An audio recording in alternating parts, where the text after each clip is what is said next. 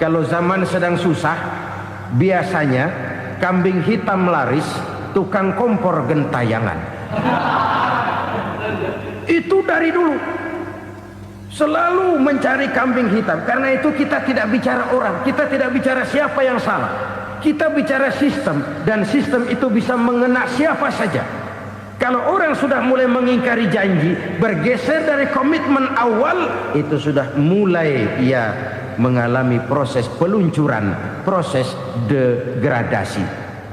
Ini penyebab yang pertama.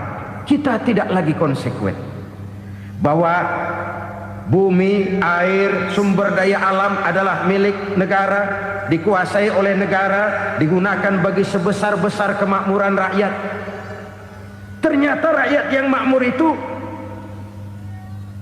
tidak merupakan gambaran yang menyeluruh dari rakyat kita. Undang-undang dasar kita menganut ekonomi kekeluargaan, tapi yang kita praktekkan adalah ekonomi keluarga. Kalau bukan keluarga nggak dapat proyek. Ibu-ibu, saudara-saudara kaum muslimin rahimakumullah. Kita menyaksikan peristiwa-peristiwa yang memilukan dan memalukan. PHK terjadi di mana-mana. Pengangguran meningkat, harga-harga membumbung tinggi, daya beli rakyat semakin lemah. Sementara di bidang politik, kejadian-kejadian memberikan indikasi bahwa persatuan dan kesatuan kita sebagai bangsa dewasa ini tengah berada dalam ujian yang berat.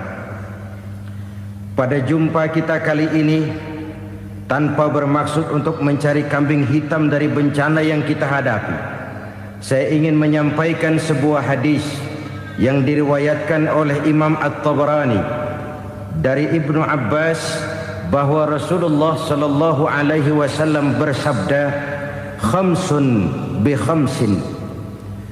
Ada 5 perkara yang dapat menimbulkan 5 macam bencana. Mari kita renungi hadis ini satu demi satu sebagai bahan introspeksi buat kita semua dalam menghadapi bencana yang tengah berlaku sekarang ini. Yang pertama, manaqasa qaumul ahda illa sullita alaihim aduwwuhum. Apabila suatu kaum sudah mengingkari janjinya, maka mereka pun akan dikuasai oleh musuh-musuh mereka. Sederhana saja nampak kalimat dalam hadis ini. Apabila orang sudah mengingkari janji, mereka akan dikuasai oleh musuh-musuh mereka sendiri. Dan musuh kita yang paling utama saat ini adalah kemiskinan dan kebodohan. Kenapa itu terjadi? Karena kita mengingkari janji kita sendiri. Di saat awal-awal berdirinya Orde Baru, kita pernah berjanji untuk melaksanakan Pancasila dan Undang-Undang Dasar 45 secara murni dan konsekuen. Kita berjanji bahwa kita akan menegakkan pemerintah yang bersih dan berwibawa. Itu semua pada permulaannya. Waktu demi waktu berjalan, kita lupa dengan janji yang kita ucapkan itu. Ketuhanan yang Maha Esa kita ucapkan, tapi kesetanan yang luar biasa yang kita lakukan. Kemanusiaan yang adil dan beradab yang kita dengungkan, tetapi kemanusiaan zalim dan biadab yang kita praktekkan. Sederhana saja saudara, hampir setiap pejabat pada posisi-posisi kunci, di awal-awal ia memangku jabatan itu, biasanya ia mengucapkan sumpah dengan lafaz demi Allah bahwa dalam melaksanakan jabatan ini saya tidak akan menerima hadiah atau pemberian dalam bentuk apapun. Itu pada permulaannya. Lama-lama rupanya hadiah itu asik juga, mulai diterima. Lama-lama dirasa kurang, mulai menagih. Dan akhirnya terjadilah praktek yang disebut suap menyuap, semir menyemir, dan lain sebagainya. Kalau ini sudah menjadi kenyataan, bagaimana kita mau menegakkan pemerintah yang bersih dan berwibawa? Undang-Undang Dasar 45 menyatakan bahwa bumi, air dan seluruh kekayaan negara dikelola oleh negara bagi sebesar-besar kemakmuran rakyat.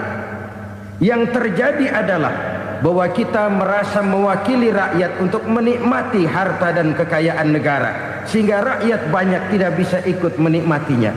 Menumpuklah harta itu sehingga terjadilah pepatah, gunung ditimbun, sumur digali. Yang kaya semakin kaya, yang miskin semakin terpuruk. Kita ingkar dengan janji yang kita ucapkan di awal-awal kita bergerak.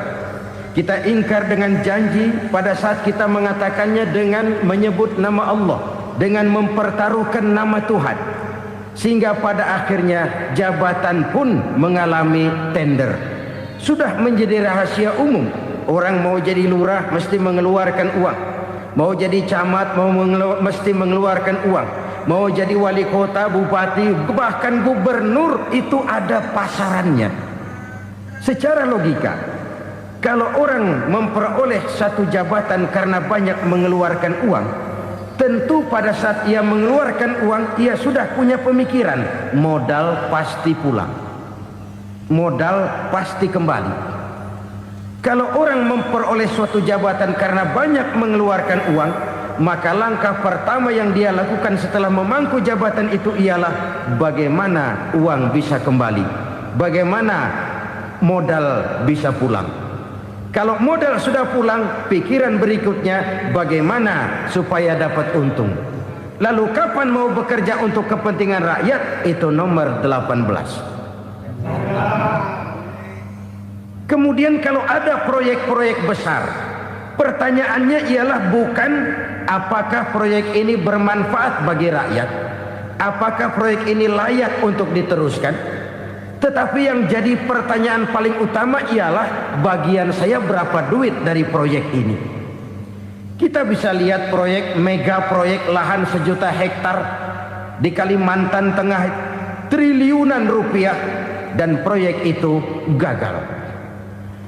SD Impres bulan ini diresmikan, bulan depan retak.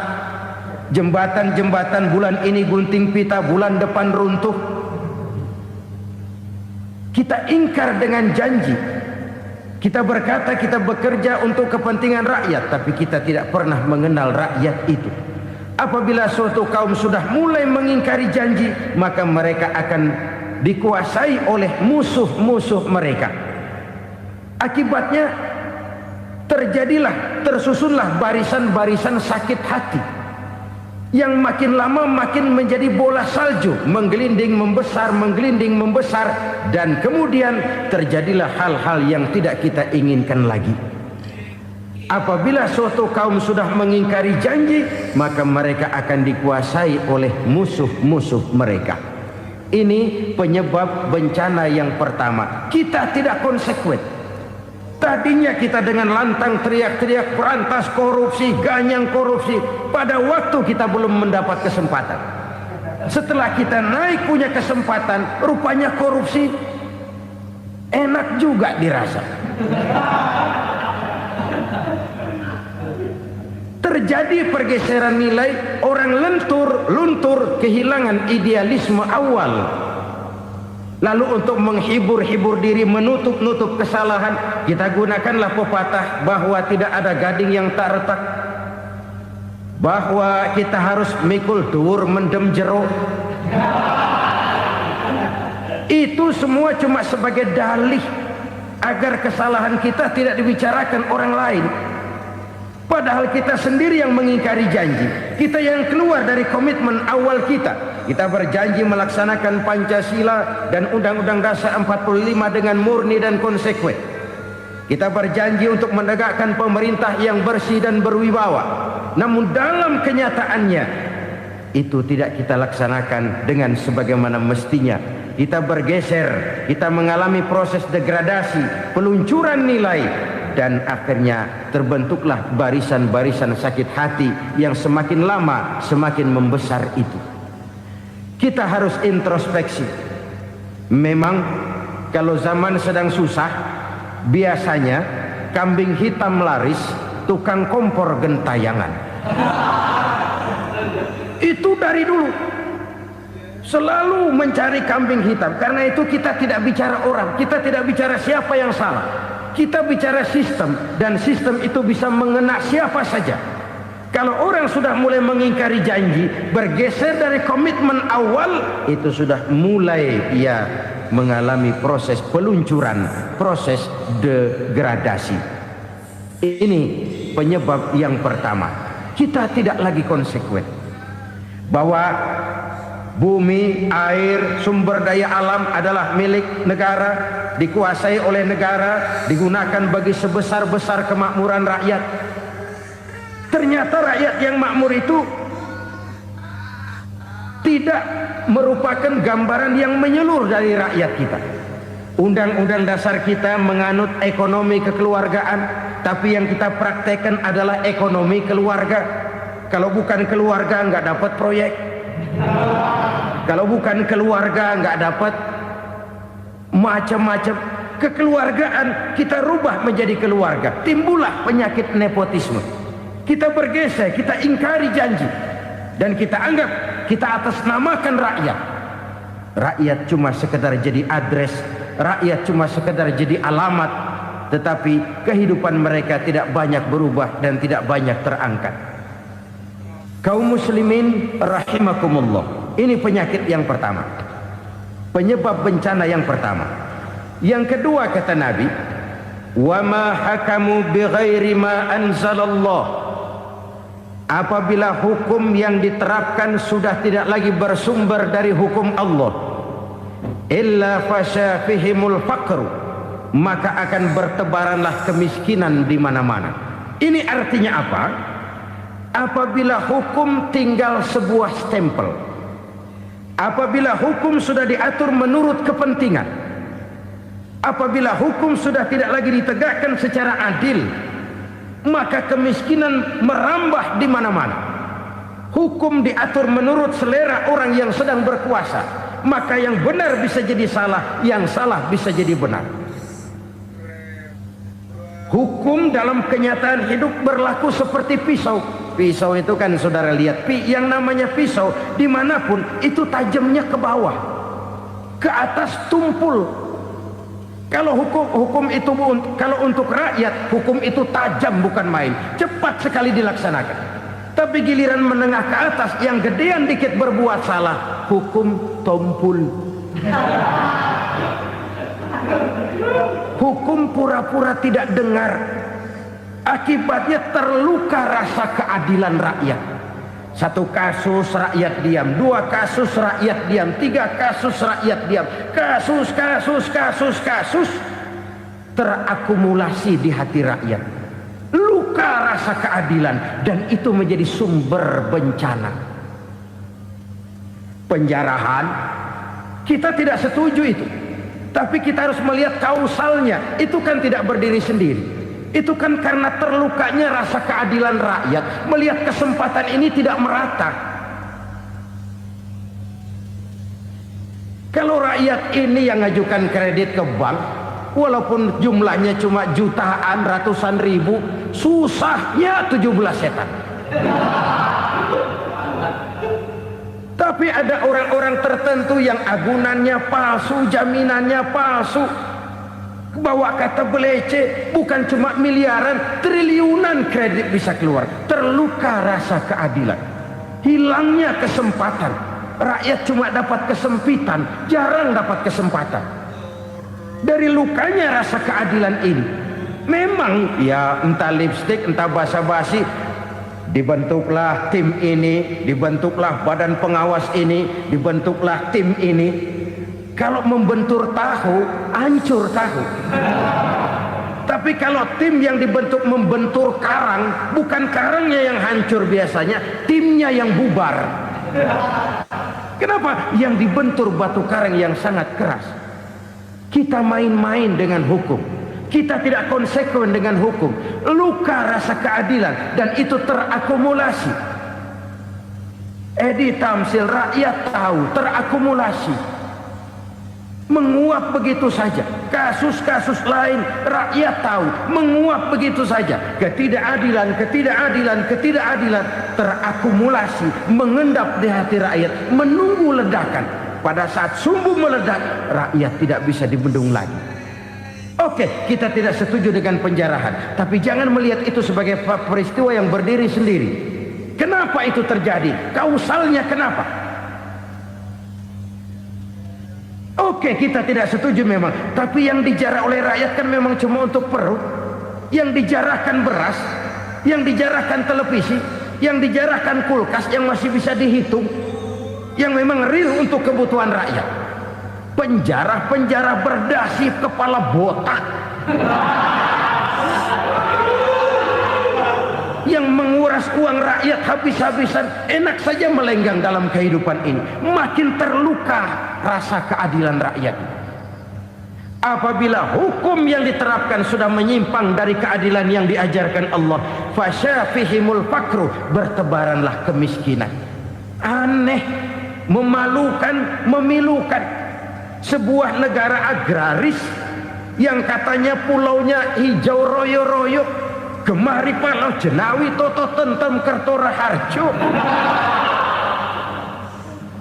yang tahun 93 pernah mendapat penghargaan dari FAO, Badan Pangan Sedunia, sebagai negara yang berhasil dalam swasembada pangan. Sekarang ini kita terpaksa betul beli beras dari Vietnam, beli beras ke Kamboja, beli kedelai dari Kamboja. Kenapa? Lahan sawah kita habis ditanami pabrik. Teknologi kita, teknologi loncatan yang non-applied, tidak terpakai oleh kita. Lantas lahan yang tidak bisa kita tanami, kita paksakan lahan-lahan gambut menjadi tanah pertanian yang subur dengan biaya triliunan, dan kita gagal. Kita cari jarum dan kapak hilang. Kita mau jadi negara industri dengan loncatan teknologi yang maju, kita lupakan pola pijak kita sebagai negara agraris, dan akhirnya kita kecolongan. Lihatlah dewasa ini. Rakyat kita antri sembako di mana-mana. Di sebuah negara agraris, ketidakadilan melahirkan kemiskinan. Kemiskinan moral dan kemiskinan material. Kemiskinan moral, rakyat nggak percaya lagi sama pejabat. Rakyat mengalami krisis figur. Orang, alah lu ngomong dah sama ember.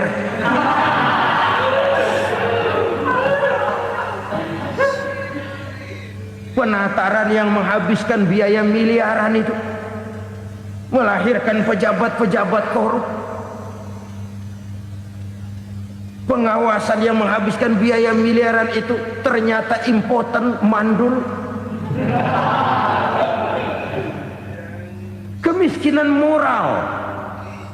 Jujur saya berkata, saudara-saudara, setelah pintu reformasi dibuka, itu yang masuk memang macam-macam. Ada yang memang punya tujuan murni, konsekuen, dan punya konsep. Ada yang nunggu di tikungan, begitu mobil lewat nyamber pintu, berangkat ikut reformasi. Ada yang memanfaatkan momentum, mumpung, untuk nyampein unek-unek, ngerti nggak, pokoknya ngomong. Sehingga keadaan semakin rancu, kebingungan semakin menjadi-jadi, masalah yang paling urgen tidak terselesaikan. Sekarang ini orang berpikir mendingan jadi pala ular daripada jadi buntut macan. Buntut macan memang hebat macan, tapi kalau buntutnya cuma ugel-ugel di belakang buat apa? Mendingan jadi pala ular, kecil juga nyaplok. Artinya, ya biar kecil juga kalau punya partai kan gagah. Lalu rame-rame bikin partai kayak bikin arisan. Orang makin mengalami dislokasi. Semua mau jadi pahlawan, semua mau nomor satu, semua ngomong. Iya kalau bidangnya, kalau bukan makin rancu. Marilah lewat kesempatan ini saya mengajak kita untuk tahu diri. Biarkan politisi ngomong politik, biarkan ekonom menata ekonomi, biarkan praktisi bicara soal hukum, biarkan rakyat munajat, istighfar, mohon pertolongan Allah. Tahu diri kita. Kalau memang ayam, kukuruyuk aja dah. Kalau memang kucing, ayo ngeong. Kalau kambing, silahkan ngembe. Udah tahu ayam, ngeong bunyinya. Suaranya palas, orang nggak ngerti, bingung, makin menjadi-jadi. Ibarat kesebelasan sepak bola bangsa kita sekarang ini, rame-rame mau bikin gol, kiper ikut nyerang sekarang. Memilukan dan bahkan memalukan. Wa ma hakamu bighairi ma anzalallah illa fasha fihimul fakru. Kalau hukum yang diterapkan sudah menyimpang dari keadilan yang diajarkan Allah, bertebaranlah kemiskinan di mana-mana. Coba sekarang ini, yang punya duit bingung, apalagi yang kagak punya duit. Yang pengusaha gede ngeluh, apalagi yang pengusaha pas-pasan. Yang kagak punya beras, yang punya beras saja masih bingung, apalagi yang nggak punya beras. Ini sudah demikian merata. Dulu kita kagum mendengar konglomerat kelas buadah, kelas-kelas yang seakan-akan cuma ada dalam khayalan mereka, punya kekayaan miliaran dolar, triliunan. Sudahlah, seolah-olah nggak terjangkau sama kita. Weh, ternyata yang gede-gede itu juga gede utangnya.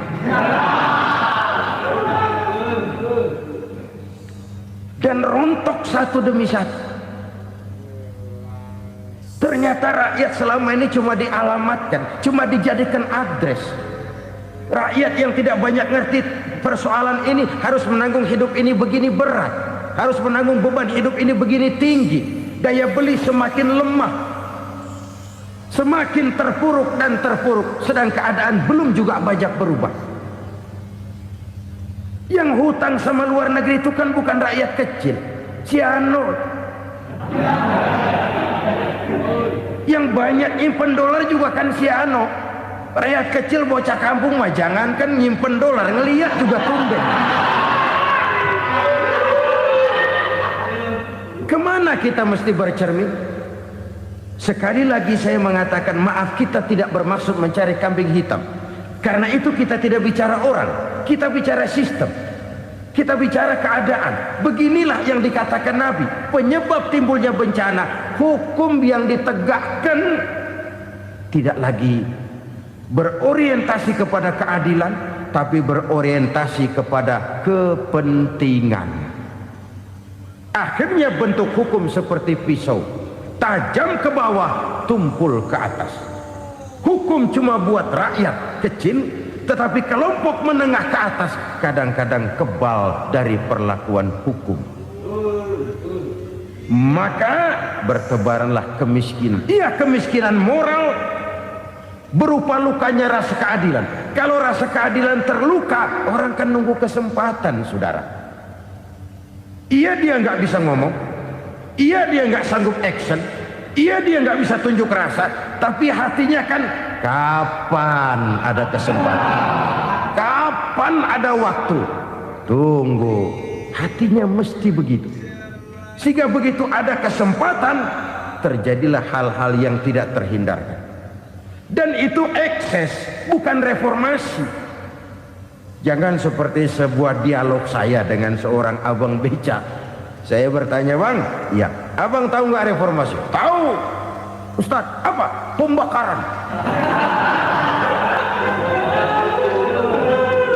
Terus penjarahan, lalu perkosaan.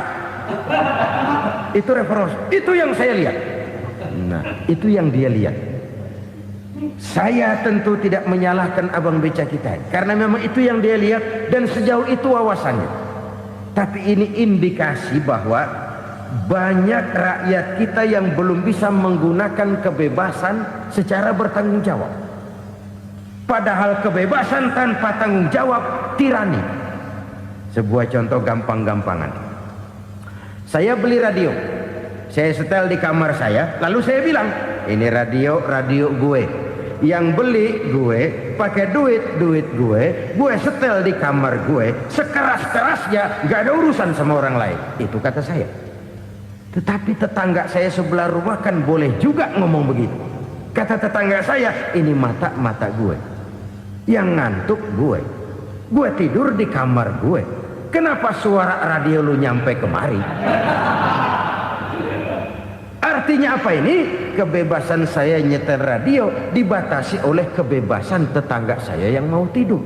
Tidak ada kebebasan mutlak. Kebebasan mutlak tanpa tanggung jawab kembali akan melahirkan tirani, kembali akan melahirkan pemaksaan kehendak. Dan itu lagi-lagi bukan demokrasi. Saudara-saudara kaum muslimin rahimakumullah. Ini penyakit yang kedua, lukanya rasa keadilan, terutama di kalangan rakyat kecil. Itu mengendap menjadi akumulasi dan menunggu giliran kapan bisa dimuntahkan. Dengan kata lain, rakyatnya udah banyak banget makan yang perutnya jadi enak, nyelam. Kapan nunggu muntahnya? Udah begini banyak akumulasi yang mereka pendam di perut ini, sehingga ketika terjadi kesempatan itu sudah tidak terkendalikan lagi. Kita out of control. Saya tidak mentolerir sikap-sikap kekerasan. Bahkan saya lebih cenderung bahwa kalau di rumah kita banyak tikusnya saja racuni, jangan rumah dibakar. Bahwa ada korupsi, ya, ada kolusi, memang ada nepotisme, tentu. Tetapi tikusnya saja racuni. Jangan rumah dibakar. Masa mau ngusir tikus bakar rumah? Tikusnya lari, tikusnya selamat, rumahnya ewes-ewes.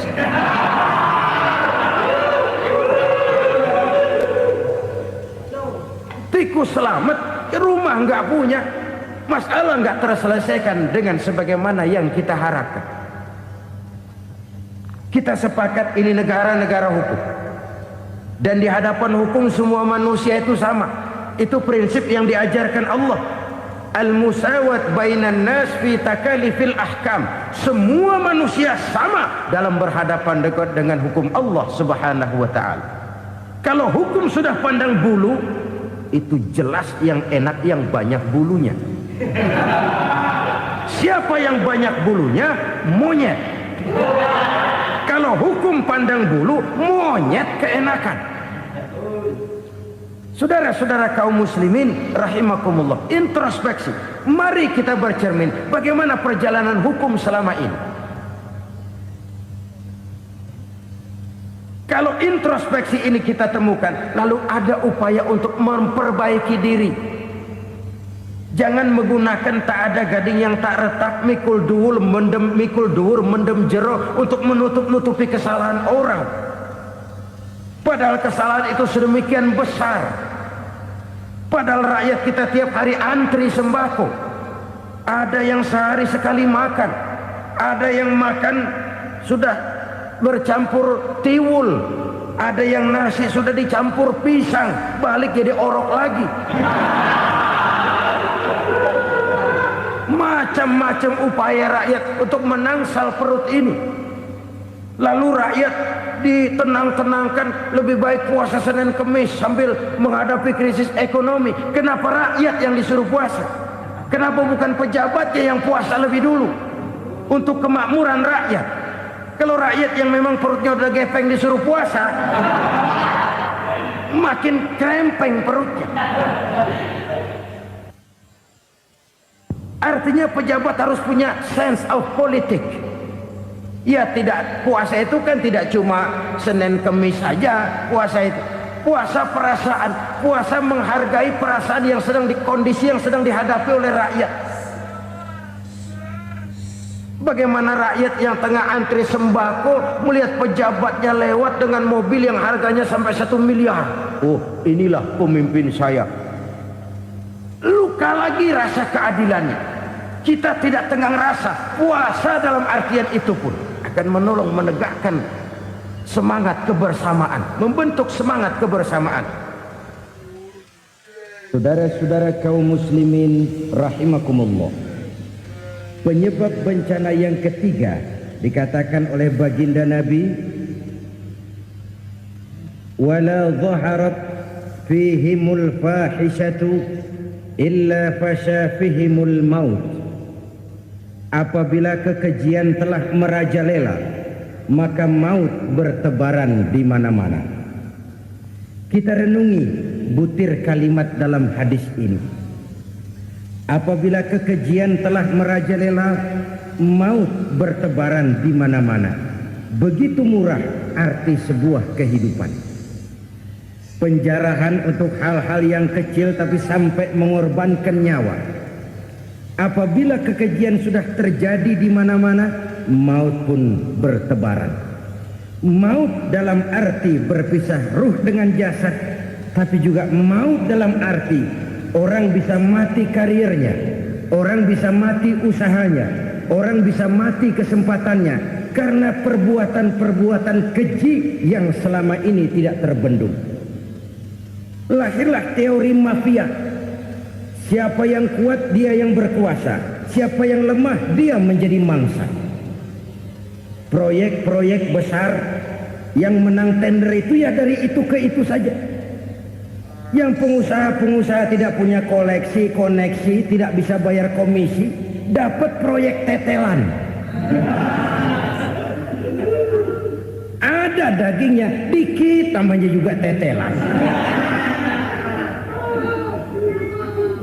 Dagingnya sudah habis disantap oleh meja. Sekian puluh meja dilalui, sekian puluh amplop dikeluarkan. Sehingga yang akhirnya ya tinggal tetelan itu tadi. Maka kualitas pekerjaan pun sudah bukan lagi jadi masalah. Demikianlah mafia-mafia ini bermunculan di mana-mana. Di pengadilan terkenallah mafia pengadilan. Hukum bisa dibeli, hukum bisa dipesan menurut kebutuhan sponsor.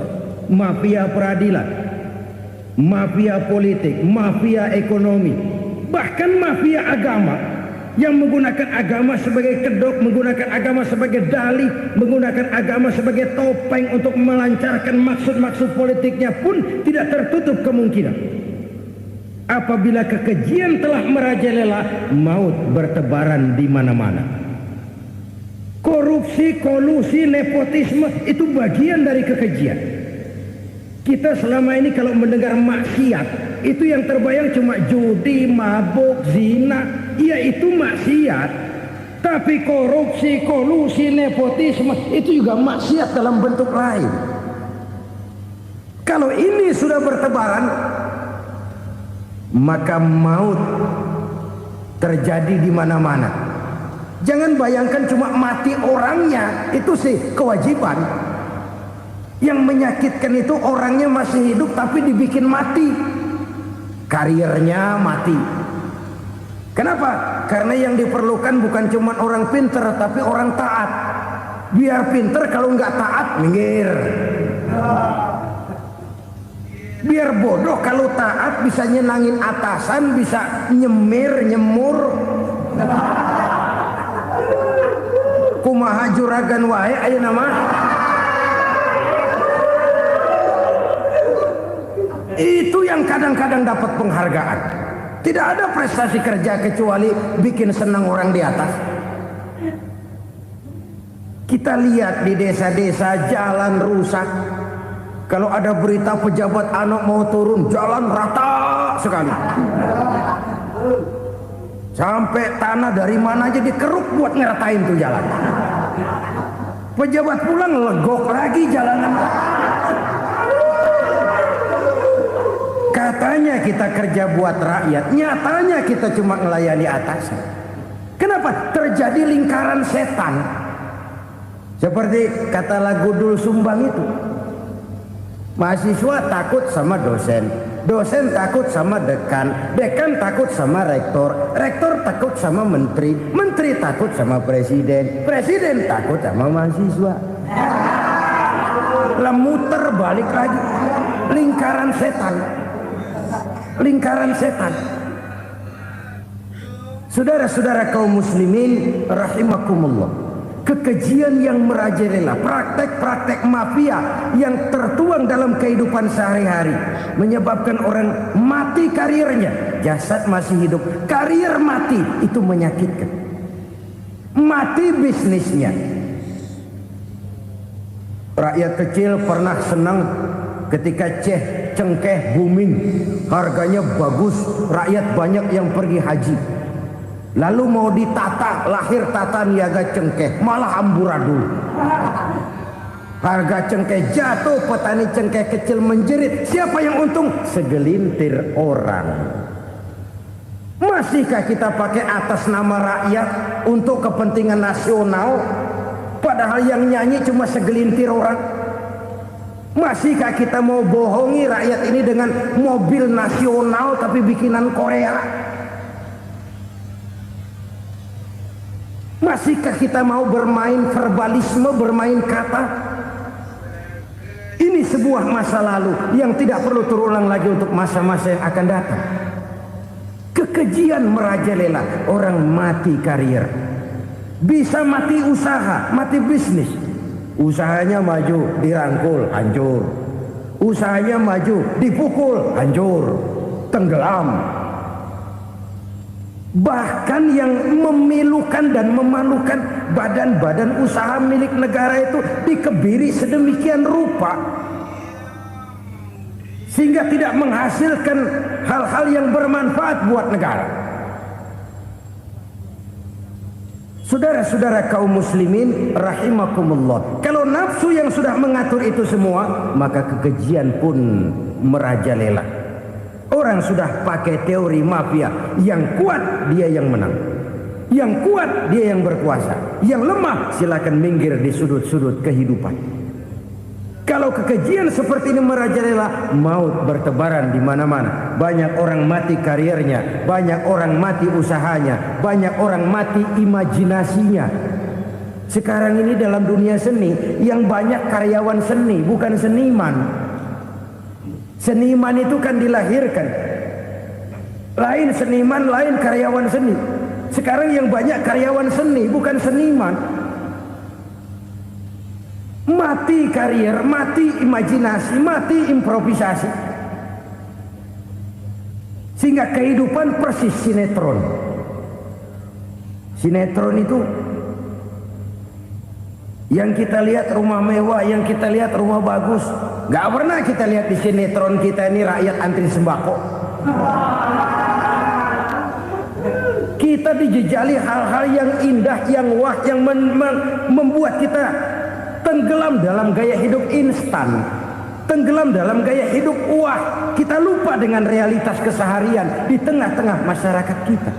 Lahirlah kelompok-kelompok selebritis, dibesarkan oleh berbagai media. Selebritis pilek aja masuk koran, pilek.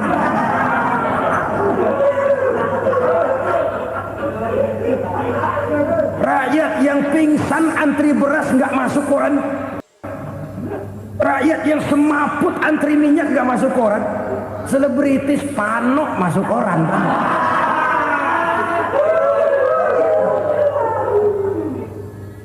Kita besarkan hal-hal kecil, kita kecilkan hal-hal besar. Karena apa? Kita mengejar oplah, kita profit oriented, tidak lagi berorientasi kepada realitas hidup yang kita hadapi ini. Kalau kekejian sudah merajalela, kata Nabi, maka maut bertebaran di mana-mana. Maut dalam artian maut, coba lihat sekarang begitu murah nyawa. Karena 1000 perak orang mau nusuk bunuh. Karena beras seliter orang khilaf. Begitu murah kehidupan. Tapi kekejian dalam bentuk korupsi, kolusi, nepotisme, kekejian dalam bentuk itu mematikan karier, mematikan bisnis, mematikan imajinasi, mematikan kreativitas. Itu juga maut dalam bentuk lain akibat kekejaman lain. Ini penyebab yang ketiga. Yang keempat, penyebab bencana menurut baginda Rasul, wala tukhfiful mikyala illa muni'un nabat. Apabila timbangan sudah dicurangi, maka tercegahlah tumbuh-tumbuhan. Apabila timbangan sudah mulai curang, maka terjadilah musim paceklik. apabila bisnis sudah bergaya mafia tadi itu, kecurangan-kecurangan terjadi, tender di balik pintu, yang dimenangkan cuma kelompok-kelompok yang bisa memberikan presentasi yang besar, muni'un nabat, terjadilah paceklik. Paceklik, panen gagal, wereng ya wereng, kemarau panjang it's okay, air sulit iya, tetapi kan semua itu ada yang ngatur. Kemarau ada yang ngatur, belalang itu ada yang ngatur, air itu juga ada yang ngatur. Yang ngatur itu yang serba maha. Kalau ia murka melihat kecurangan timbangan, Allah itu kalau murka kan gampang saja, tinggal komandoin balang, lang, hancurin tuh sawah. Konvoy belalang, konvoy. Allah tinggal ngutik angin El Nino, mampir lo ke Indonesia. Hujan nggak turun-turun, kemarau panjang. Jadi kalau musim kemarau kan namanya anginnya El Nino. Kalau musim hujan anginnya namanya La Nina. Cakep namanya, kejem orangnya. Saudara lihat Cina sekarang sedang kena La Nina, banjir besar, ribuan orang meninggal. Dia mah ribuan mati kagak berasa, rakyatnya miliaran. Bangladesh lagi ngalami La Nina, India lagi ngalami La Nina. Angin, hujan, kemarau, belalang itu kan ada yang ngendaliin. Kuncinya bukan di belalangnya, kuncinya bukan di peredaran matahari berputar, kuncinya di atas yang mengatur semua itu. Kalau timbangan sudah mulai curang, pengusaha sudah nggak mau jujur, apa enggak bikin perut jadi mual. Begitu rakyat antri sembako pingsan nggak dapat beras, sementara beras ditumpuk-tumpuk sampai membusuk. Kemana hati nuraninya? Kemana akal pikirannya? Kemana mereka yang berbuat atas nama rakyat tapi melihat rakyat susah tidak tergerak hatinya? Apabila timbangan sudah mulai dicurangi, bisnis sudah mulai melenceng, maka terjadilah paceklik. Sebuah negara yang berhasil dalam swasembada pangan, lalu sekarang menjadi negara yang rakyatnya antri untuk memperoleh kebutuhan pangan. Saudara-saudara kaum muslimin rahimakumullah, ini intinya adalah kecurangan. Kalau kecurangan sudah terjadi di mana-mana, dan ini milik siapa saja, bukan soal tempat, bukan soal jabatan, soal manusianya, SDM-nya. Kecurangan tidak cuma terjadi di kantor, di masjid bisa terjadi kecurangan. Korupsi tidak hanya bisa terjadi di kantor, di madrasah bisa ada korupsi. Faktor manusianya, ini soal SDM. Kecurangan yang besar tentu besar lagi kerugiannya. Kecurangan yang kecil, kecurangan sehari-hari, pedagang-pedagang kecil ngurangi timbangan, barang yang buruk dikatakan baik, yang baik dikatakan buruk, itu merugikan perorangan. Kecurangan yang besar merugikan bangsa dalam bentuk total, dalam bentuk seutuhnya. Nah, kecurangan-kecurangan seperti ini rakyat kan lihat, rakyat kan tahu, dan itu kembali terakumulasi di sini, pegel. Dan jangan lupa, rakyat yang nggak ngomong itu, rakyat yang nggak bersuara itu, batinnya menjerit, jeritannya menggoncang aras, dan itu didengar Allah. Yadullah fauqal jamaah, kata Nabi, tangan Tuhan di atas orang banyak. Jeritan hati rakyat menggoncang aras. Rakyat yang terlalu banyak dizolim, rakyat yang terlalu banyak dirugikan, ya rakyat yang terlalu banyak di atas namakan, menjerit batinnya, menggoncang aras, dan Allah bisa menggerakkan apa saja untuk membuat satu situasi. Allah bisa menggerakkan apa saja untuk membuat satu situasi. Saudara-saudara kaum muslimin rahimakumullah, ini faktor yang ketiga, timbulnya kecurangan. Faktor yang keempat maksud saya. Yang kelima, penyebab timbulnya bencana menurut baginda Nabi, wala muni'uz zakat wala muni'uz zakati illa hubbisa anhumul qatru. Apabila zakat enggan dibayar, maka tercegahlah qatrun. Qatrun ini kalau bahasa kita sembako. Maka tercegahlah kebutuhan-kebutuhan yang kita perlukan. Ini, kita tidak meragukan bahwa yang kita tuju adalah masyarakat yang adil dalam kemakmuran dan makmur dalam keadilan. Nah, antara kemakmuran dan keadilan ini memang sering tidak bisa berjalan seiring. Pada saat kemakmuran kita kejar, ekonomi kita pacu, ada nilai-nilai keadilan yang tertinggal. Pada saat nilai keadilan kita tegakkan benar-benar, ada unsur-unsur kemakmuran yang terabaikan. Oke, kita bisa mengatakan kasus.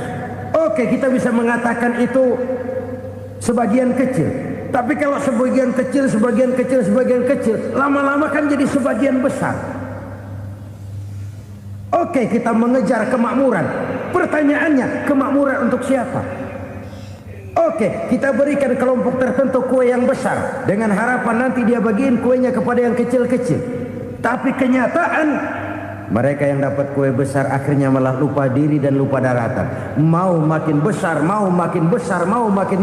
malah memeras yang kecil-kecil ini. Sekarang kan yang kecil modali yang besar. Ramai-ramai buka bank, ternyata kamuflase. Uang banknya untuk kredit perusahaannya sendiri. Nasabahnya rakyat kecil. Artinya apa? Rakyat kecil disuruh modalin orang yang udah gede. Ini kan sumber geledek urusan.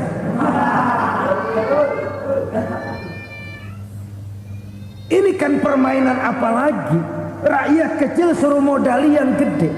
Nasabahnya rakyat kecil, kumpulkan uangnya di bank, kucurkan kredit kepada perusahaannya sendiri. Bukankah itu rakyat kecil suruh modali yang gede? Sudah begitu kejamkah kita untuk meraih keuntungan dengan mengorbankan orang kecil ini? Sudah tidak bicarakah lagi kah nurani kita melihat penderitaan orang yang semakin susah ini? Kalau zakat enggan dibayar, padahal zakat 2,5% saja, 2,5% saja. Kalau itu pun enggan, kalau zakat saja enggan, bagaimana pula yang namanya sedekah, bagaimana pula yang namanya infak, bagaimana pula yang namanya santunan, bantuan.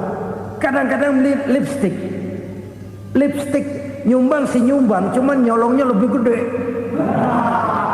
Ini namanya sumbangan lipstick. Buat lipstick itu kan buat ngumpetin bibir pucat. Itu fungsi utama lipstick. Buat ngumpetin korupsinya, nyumbang kegiatan-kegiatan sosial. Tapi yang dia korup lebih gede dari yang dia sumbangin. Lipstick kamuflase. Nepu kata anak sekarang.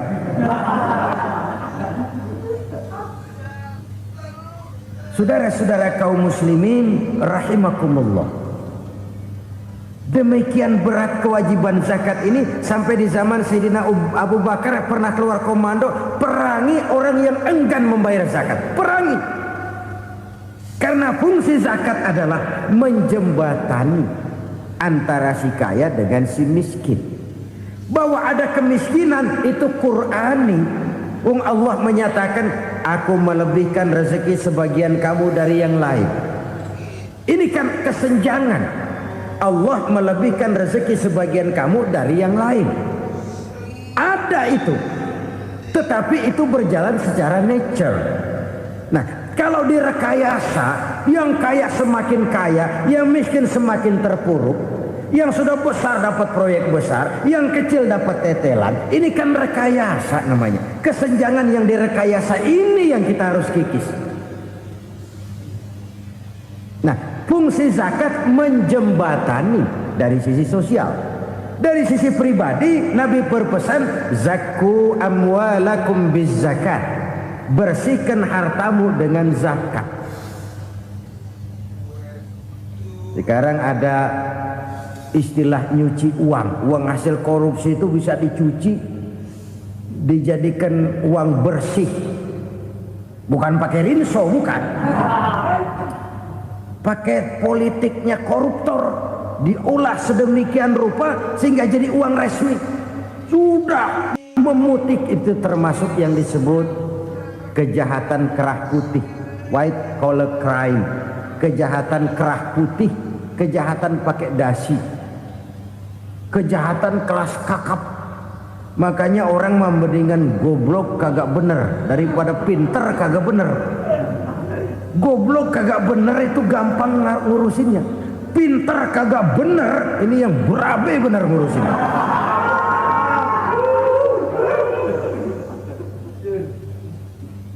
Kita bukan cuma perlu orang pinter kok di zaman sekarang, kita perlu orang-orang bener yang punya komitmen, yang sesuai kata dan perbuatan, yang bisa merasakan apa yang dirasakan oleh rakyat, yang punya sense of politik yang tinggi, yang peka, yang penuh keterbukaan, yang punya wawasan dan pandangan jauh ke depan.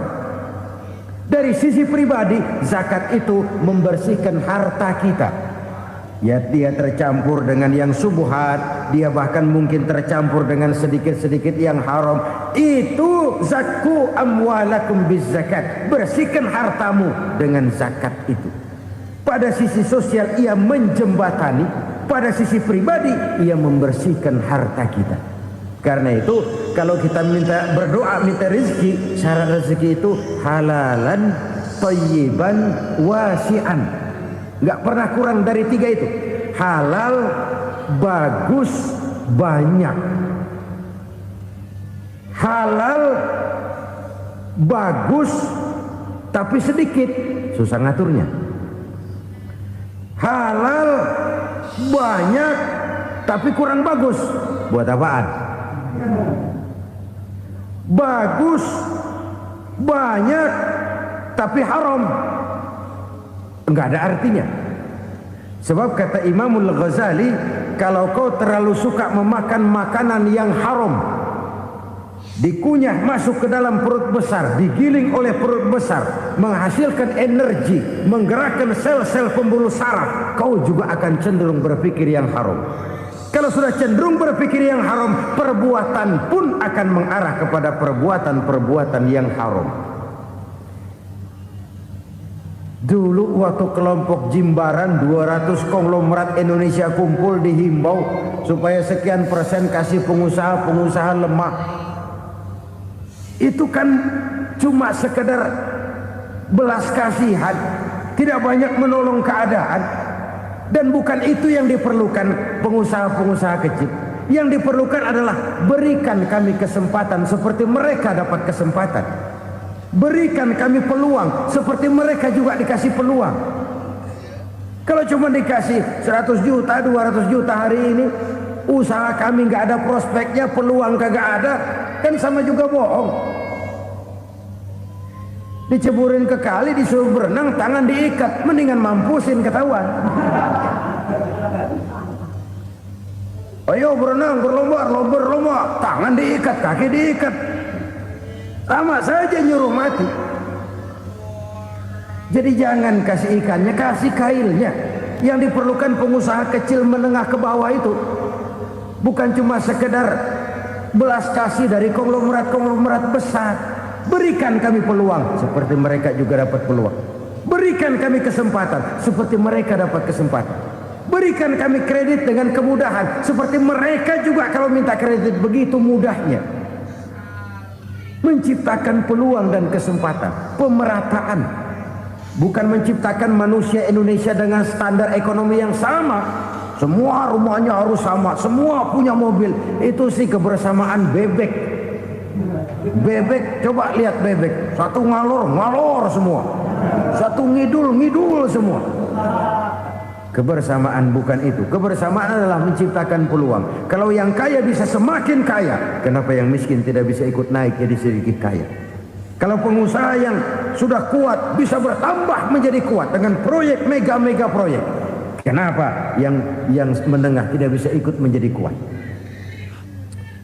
Dan kenapa kekejian-kekejian itu merajalela? Kita dengar lewat berita-berita PLN tekor, PLN hutang. Kenapa?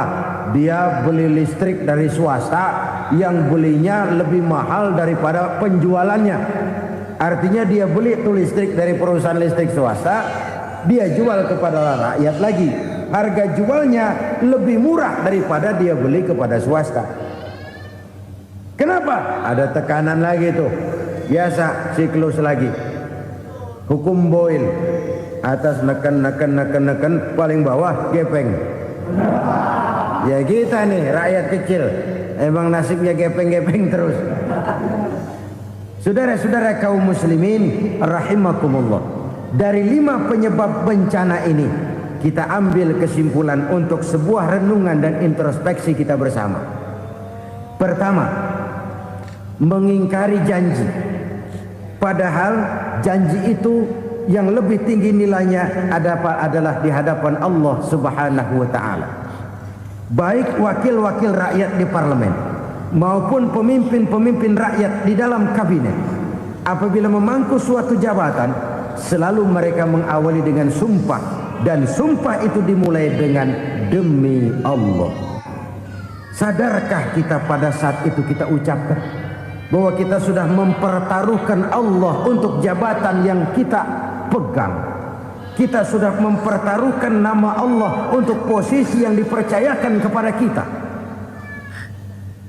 Sadarkah kita bahwa menyia-nyiakan itu satu dosa yang sangat besar, yang tidak hanya kepada Allah tetapi juga kepada rakyat yang kita wakili, kepada rakyat yang kita pimpin.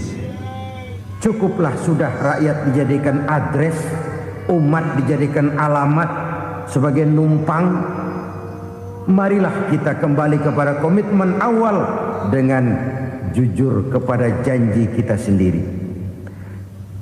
Lalu yang kedua, kekejian, baik berupa korupsi, kolusi, nepotisme, dan perbuatan-perbuatan lain akan melahirkan kemiskinan. Kekurangan pangan bukan satu-satunya yang menyebabkan rakyat menderita. Lukanya rasa keadilan terakumulasi di hati rakyat, dan jeritan hati rakyat mengguncang aras. Kalau Allah murka, Allah bisa melakukan apa saja untuk menciptakan suatu kondisi. Faktor yang ketiga adalah praktek mafia menebarkan maut, baik orang yang mati jasad dan rohaninya maupun orang yang mati karirnya, mati kejujurannya, mati usahanya, mati imajinasinya. Hilang kreativitas kita sebagai bangsa. Faktor yang keempat, kecurangan-kecurangan di bidang usaha, di bidang tender, mengandalkan menjual kekuasaan. Dan memang repot kalau penguasa jadi pengusaha.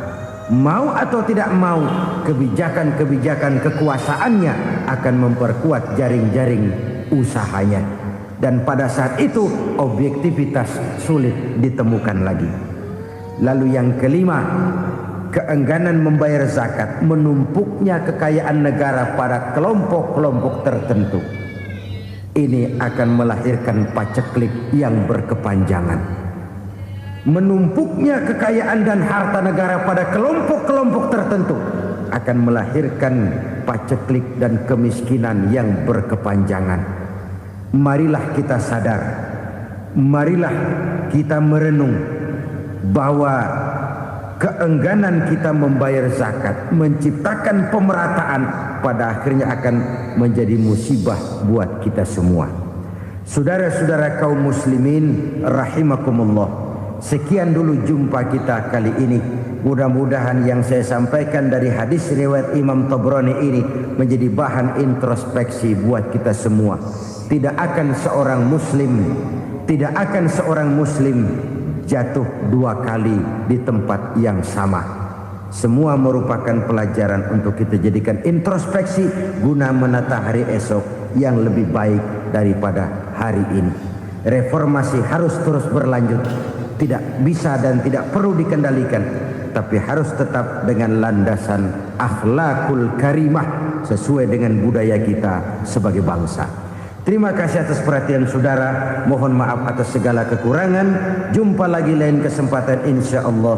Usikum wa nafsi bitaqwallah. Wassalamualaikum warahmatullahi wabarakatuh. Selalu berusaha menyimpan sesuatu yang bisa membawa manfaat, baik untuk dirinya, untuk anak cucunya, maupun untuk keluarganya, untuk masa kini dan masa depannya.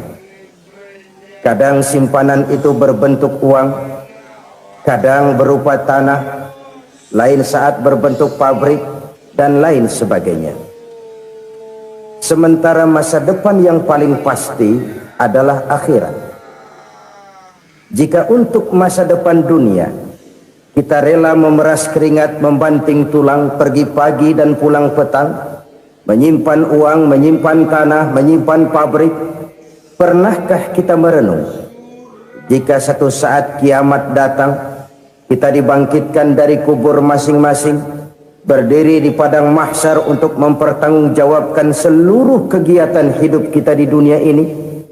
Lalu kita akan menuju ke alam akhirat. Sudahkah kita mempunyai simpanan untuk akhirat kita?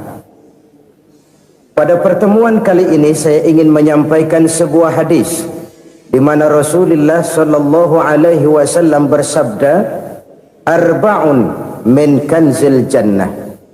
Simpanan sorga ada 4 macam. Yang pertama, ikhfa'us sadaqah, menyembunyikan sedekah. Saudara-saudara kaum muslimin, sebagaimana yang kita maklum bahwa Allah Subhanahu wa taala melebihkan sebagian rezeki dari kita terhadap yang lain.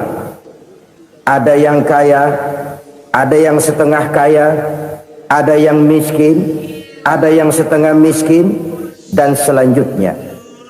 Ada yang gajinya kecil tapi penghasilannya gede.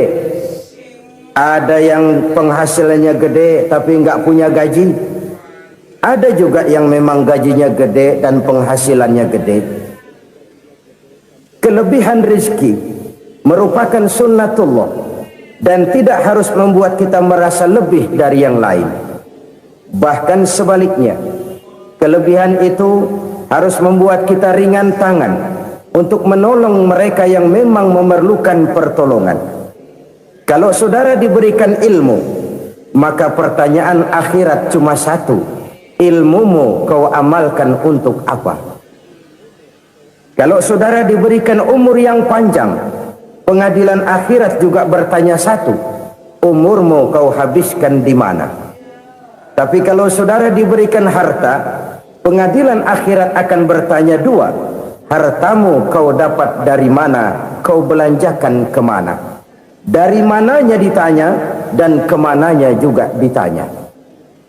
Oleh karena kita akan dimintakan pertanggungan jawab, maka amanah yang bernama harta ini harus kita gunakan dengan sebaik-baiknya. Ada penggunaan yang merupakan kewajiban, itu zakat namanya. Ada penggunaan yang sewaktu-waktu, itu infak namanya. Ada yang lebih sewaktu-waktu lagi, dan itu sedekah namanya. Zakat dia terikat oleh haul dan nisab, oleh putaran batas waktu dan ukuran dari harta itu sendiri. Sedangkan infak terikat oleh situasi dan kondisi perekonomian seseorang. Sedangkan sedekah tidak terikat dengan apapun. Dalam kondisi seperti apapun kita bisa melakukan sedekah dengan yang terkecil sekalipun. Sampai-sampai Rasulullah sallallahu alaihi wasallam mengajarkan, la tahqiranna minal ma'rufi syai'an walau an talqa akhaka biwajhin talik. Atau ada hadis, tabassumuka fi wajhi akhika laka sadaqah. Senyumanmu kepada temanmu adalah sedekah. Jadi untuk melakukan sedekah tidak harus dalam berbentuk uang. Dengan ilmu kita bisa sedekah, dengan tenaga kita bisa bersedekah, dengan pikiran kita bisa bersedekah, bahkan senyum kepada teman itu pun sedekah. Jadi kalau sodakoh dengan uang memang belum punya uang, nyengir aja banyakin. Itu asal pada tempatnya, jangan lalu ketemu tiang listrik cengengesan. Tentu tidak pada tempatnya dan tidak wajar. Nah, sodakoh yang paling dicintai Allah adalah sodakoh yang disembunyikan. Artinya jauh dari sifat riya. Kan kadang-kadang ada orang sedekah itu disebutkan namanya, apa tidak bagus? Kalau memang niatnya ikhlas, ya bagus-bagus saja. Untuk memberikan sugesti kepada yang lain. Di Fulan bin Fulan nyumbang sekian, diumumkan.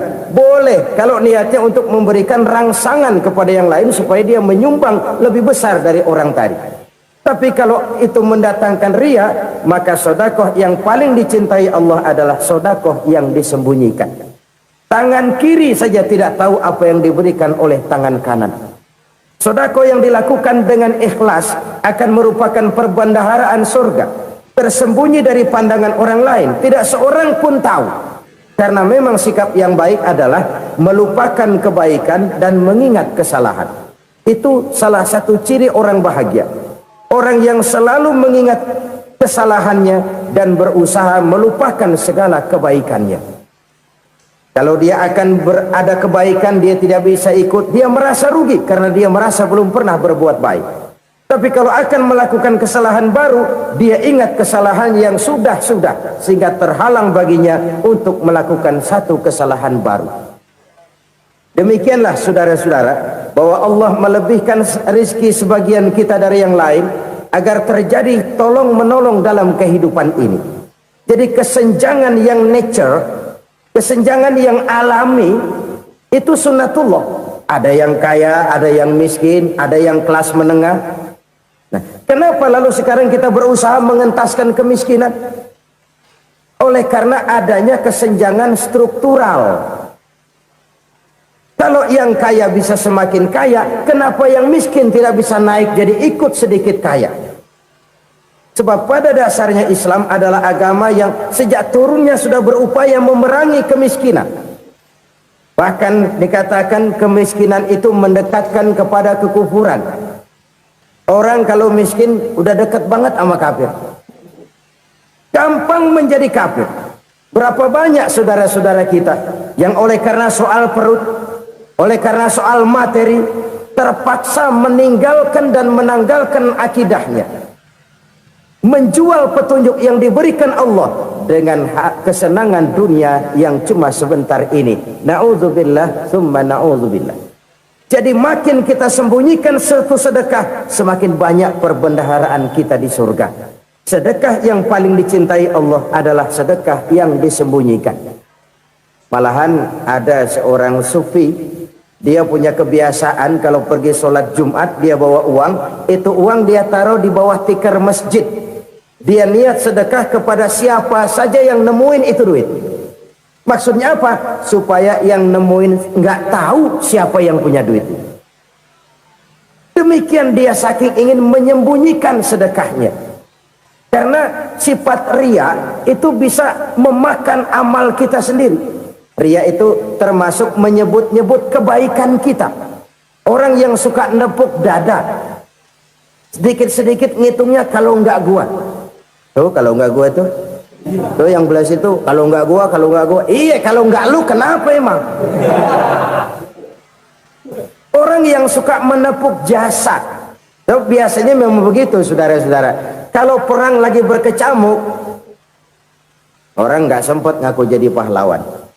Tapi begitu perang selesai, yang kagak kenal bedil ngaku pahlawan, mas. Itu sesuatu yang biasa.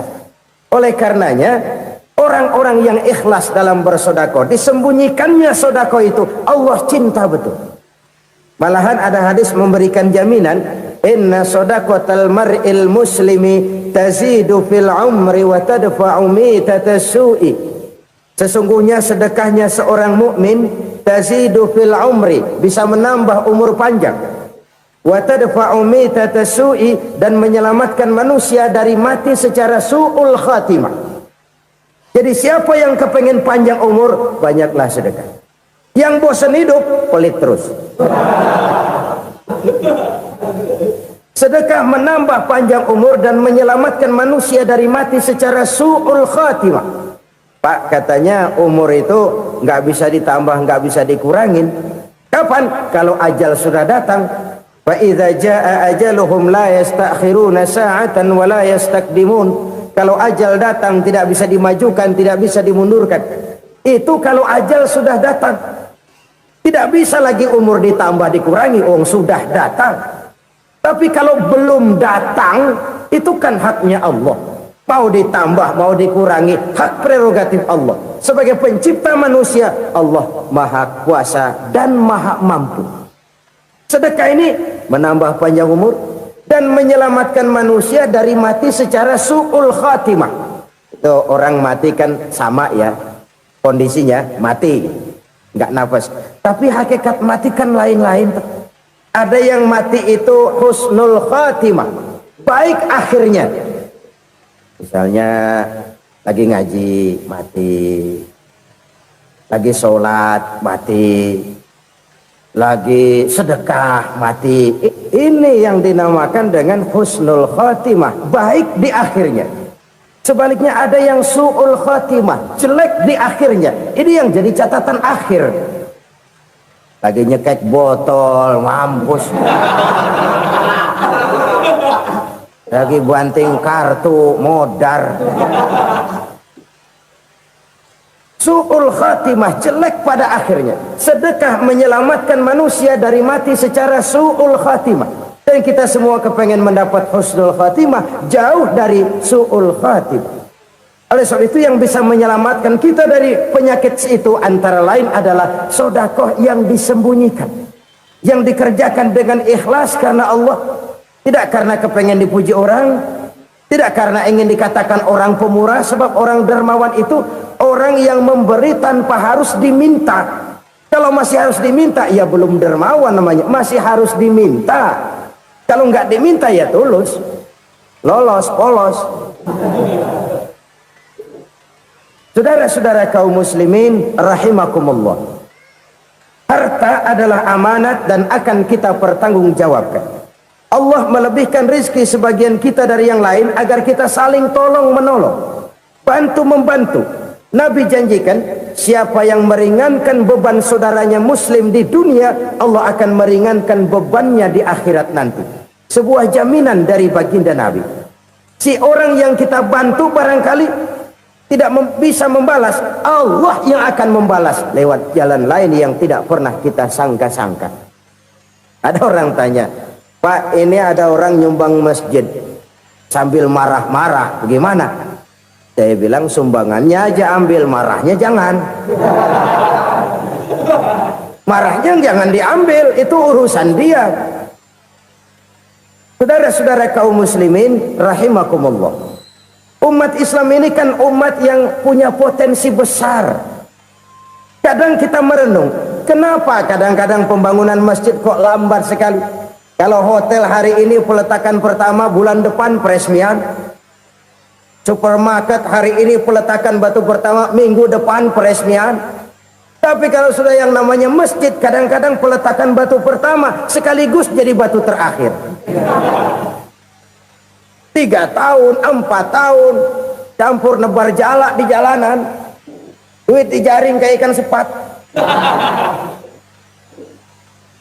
Apa tidak ada orang Islam yang kaya? Banyak. Apa tidak ada pengusaha muslim yang jadi konglomerat? Ada. Lalu yang belum banyak itu yang komit terhadap nilai-nilai agamanya. Akhirnya kita jatuh jadi umat yang lemah. Belum ada pengusaha konglomerat muslim buka pabrik super mie cap bedug misalnya umpamanya atau pabrik kecap cap sorban supaya identitas keislamannya sedikit kelihatan. Kita jatuh jadi umat yang lemah karena potensi tidak terinventarisir dengan baik. Kita ini ibarat kompor yang cuma matengin nasi orang lain. Potensi kita dimanfaatkan oleh orang lain. Ukhuwah Islamiyah kita baru terbatas kepada silaturahmi. Ukhuwah di bidang ekonomi kita lemah, ukhuwah di bidang kebudayaan kita lemah, apalagi ukhuwah di bidang politik kita lebih rapuh lagi.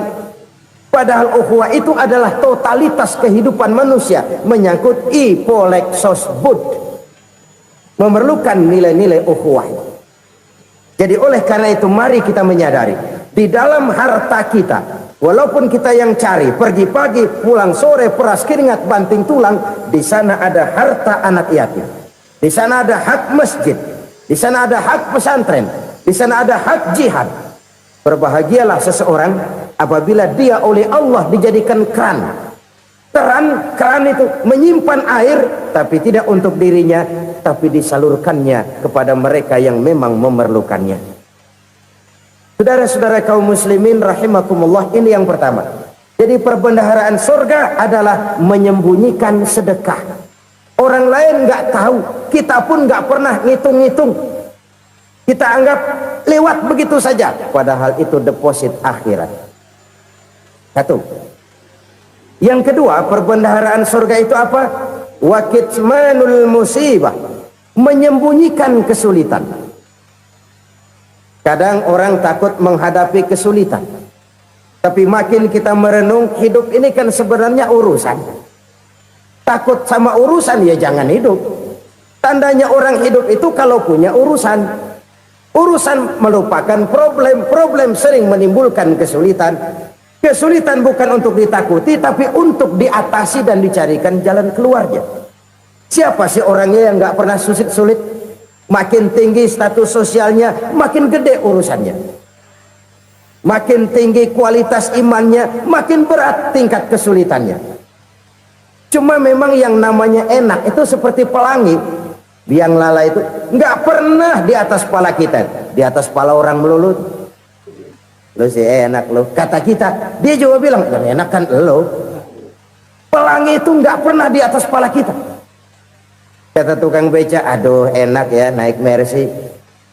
Kata tukang beca, apa yang di dalam mobil Mercy? Aduh enak bener tukang beca, di jok ngeringkuk ngorok pules bener.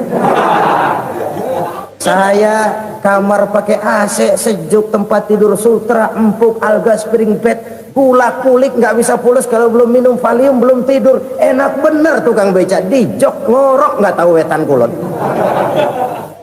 Si tukang beca bilang yang di Mercy enak, yang di Mercy bilang tukang beca enak. Inilah enak, nggak pernah di atas kepala kita, di atas kepala orang lain melulu enak itu. Nah saudara-saudara, yang merupakan perbendaharaan surga itu orang yang bisa menyembunyikan kesulitan, baik pribadi ataupun rumah tangga. Nih terutama rumah tangga yang jadi soalnya. Kadang-kadang kita ini kalau senang, sebaliknya kalau senang kita diam, kalem aja, cuek. Banyak banget duit kita bawaan, diam aja udah, malah ketemu orang takut. Tapi begitu susah sekampung tahu. Padahal Nabi mengajarkan perbendaharaan surga itu menyembunyikan musibah, menyembunyikan kesulitan. Kalau enak cerita sama orang-orang, kalau nggak enak rasain sendiri, tekan sendiri, atasin sendiri. Kita kan sebaliknya, senang kita diam, asal lagi susah paling tidak kita nyari teman buat cerita kesusahan. Siapa orangnya yang nggak pernah susah? Cuma soalnya bagaimana kita mengatasi kesusahan itu sendiri. Begitu juga misalnya kalau orang sudah berumah tangga, itu orang tuanya harus menjadi tempat dia cerita yang enak-enak saja. Yang nggak enak rasain berdua, selesaikan berdua, atasin berdua. Jangan dibalik. Asal senang diam, giliran susah aja. Maknya laporan. Terbalik. Bisa menjaga security informasi. Maka nama bayam keluar diem, malah seluitan. Enak amat lo makan daging ayam. Security informasi. Saudara-saudara kaum muslimin rahimakumullah, ujian yang terberat itu yang pernah diberikan kepada para nabi, para rasul, para aulia, para ulama. Makin tinggi keimanan, makin berat bentuk kesulitan. Ayo saya kemukakan satu contoh saja. Ada seorang nabi yang kaya, nabi kaya, namanya Nabi Ayub. Iblis kalau orang begini kan keki, ibadahnya rajin, kaya. Nih yang kayak begini susah digodain. Kalau ibadahnya rajin, miskin, kali bisa disogok. Sini imannya mantap, ibadahnya rajin, kaya, nabi lagi. Oh, tapi namanya iblis nggak kurang akal. Laporan, Tuhan, kenapa iblis? Ya ini bahasa saya, bahasa Qurannya sih nggak gitu. Itu hambamu yang namanya Ayub, dia rajin ibadah cuma karena dikasih kaya aja. Coba kasih miskin dia, berhenti dia sembahyang. Ah, kamu bisa aja. Saya tahu Ayub itu hambaku yang ikhlas. Saya buktiin Tuhan, silahkan. Dibuktiin lah, iblis turun ke alamin. Yang mula-mula dia lakukan, dia rusak sawah ladang Nabi Ayub. Dia binasakan binatang ternak Nabi Ayub. Sehingga dalam waktu singkat, jatuhlah Nabi Ayub dari orang paling kaya jadi orang paling miskin. Beliau masih ibadah di mihrab dalam masjid. Datang iblis. Saudara Ayub, ya, lagi ngapain? Ibadah. Nyembah Allah, nyembah Allah. Oh, percuma. Kenapa? Tuhan yang ente sembah nih, dia udah bikin miskin ente. Sawah ladang ente hancur lebur, binatang ternak binasa. Sekarang ente jadi orang paling miskin. Ngapain nyembah Tuhan kayak begitu? Tekor. Udah berhenti dah ibadah, berhenti ibadah. Ini iblis sama Tuhan laporannya lain, yang dikerjakan kepada Nabi Ayub juga lain. Benar begitu iblis kata Nabi Ayub? Iya. Sawah ladang saya habis, buras. Binatang ternak saya binasa, binasa. Saya miskin, bangpak. Apa jawab Nabi Ayub? Bukan innalillahi, ya, ini hebat. Alhamdulillahillazi a'tani wa akhza minni. Segala puji bagi Allah yang telah memberikan harta kepada saya dan sekarang mengambilnya lagi. Alhamdulillah. Allah yang ngasih, Allah yang ambil. Itu mah urusan Allah. Iblis cuman ibadah jalan terus, sujud lagi Nabi Ayub. Iblis seleher gondok banget. Dasar Nabi nggak mempan dia apa-apain. Miskin malah alhamdulillah. Allah yang ngasih, Allah yang ngambil. Jadi kalau kita tidak komit, kita tidak terikat kepada kaya, miskin, senang, susah, apa yang bisa bikin kita susah? Jadikan kekayaan, kemiskinan, jadikan senang, susah sebagai anak buah yang bisa kita atur. Jangan kekayaan ngatur kita, jangan kemiskinan ngatur kita. Kita yang harus mengatur mereka. Senang, susah, kaya, miskin, bahagia, sengsara, jadikan itu anak buah yang bisa kita atur. Kalau sekarang kita kaya, lain saat boleh jadi kita miskin, semiskin-miskinnya. Allah yang ngasih, Allah yang ngambil. Tenaga mana yang bisa menghalangi? Ibadah jalan terus. Iblis makin gondok. Dasar Nabi loh. Akhirnya apa? Nabi Ayub dikerjain, diberikan penyakit. Demikian fatal penyakitnya. Bayangin, udah miskin sakit. Masya Allah. Miskin sakit. Sakitnya nggak lama, kira-kira 16 tahun. Istrinya 3, 2 mental minta ceraiin. Ngerawatin laki bengek begini. Senang belum tentu, susah udah pasti nih. Cerai aja, cerai dah. Cerai. Tinggal satu Siti Rahmah yang setia menemani beliau. Sesetia-setianya hati perempuan. Satu saat Siti Rahmah bilang, "Bang, iya, abang kan Nabi, Bang. Lalu, namanya Nabi kan doanya jarang meleset, Bang. Maksud kamu minta kenapa sih sama Tuhan biar abang sembuh, baik dah, Bang?" Siti Rahmah, iya. Saya sakit berapa tahun sih dah? 16 tahun, Bang. Sebelum ini saya sehat berapa tahun? Ya kira-kira 60 tahun, Bang. Nah, coba ente banding-bandingin, Rahmah. Saya dikasih sehat 60 tahun, dikasih sakit 16 tahun. Sudah nggak sabar mau doa kepada Allah minta sembuh. Saya malu kepada Allah.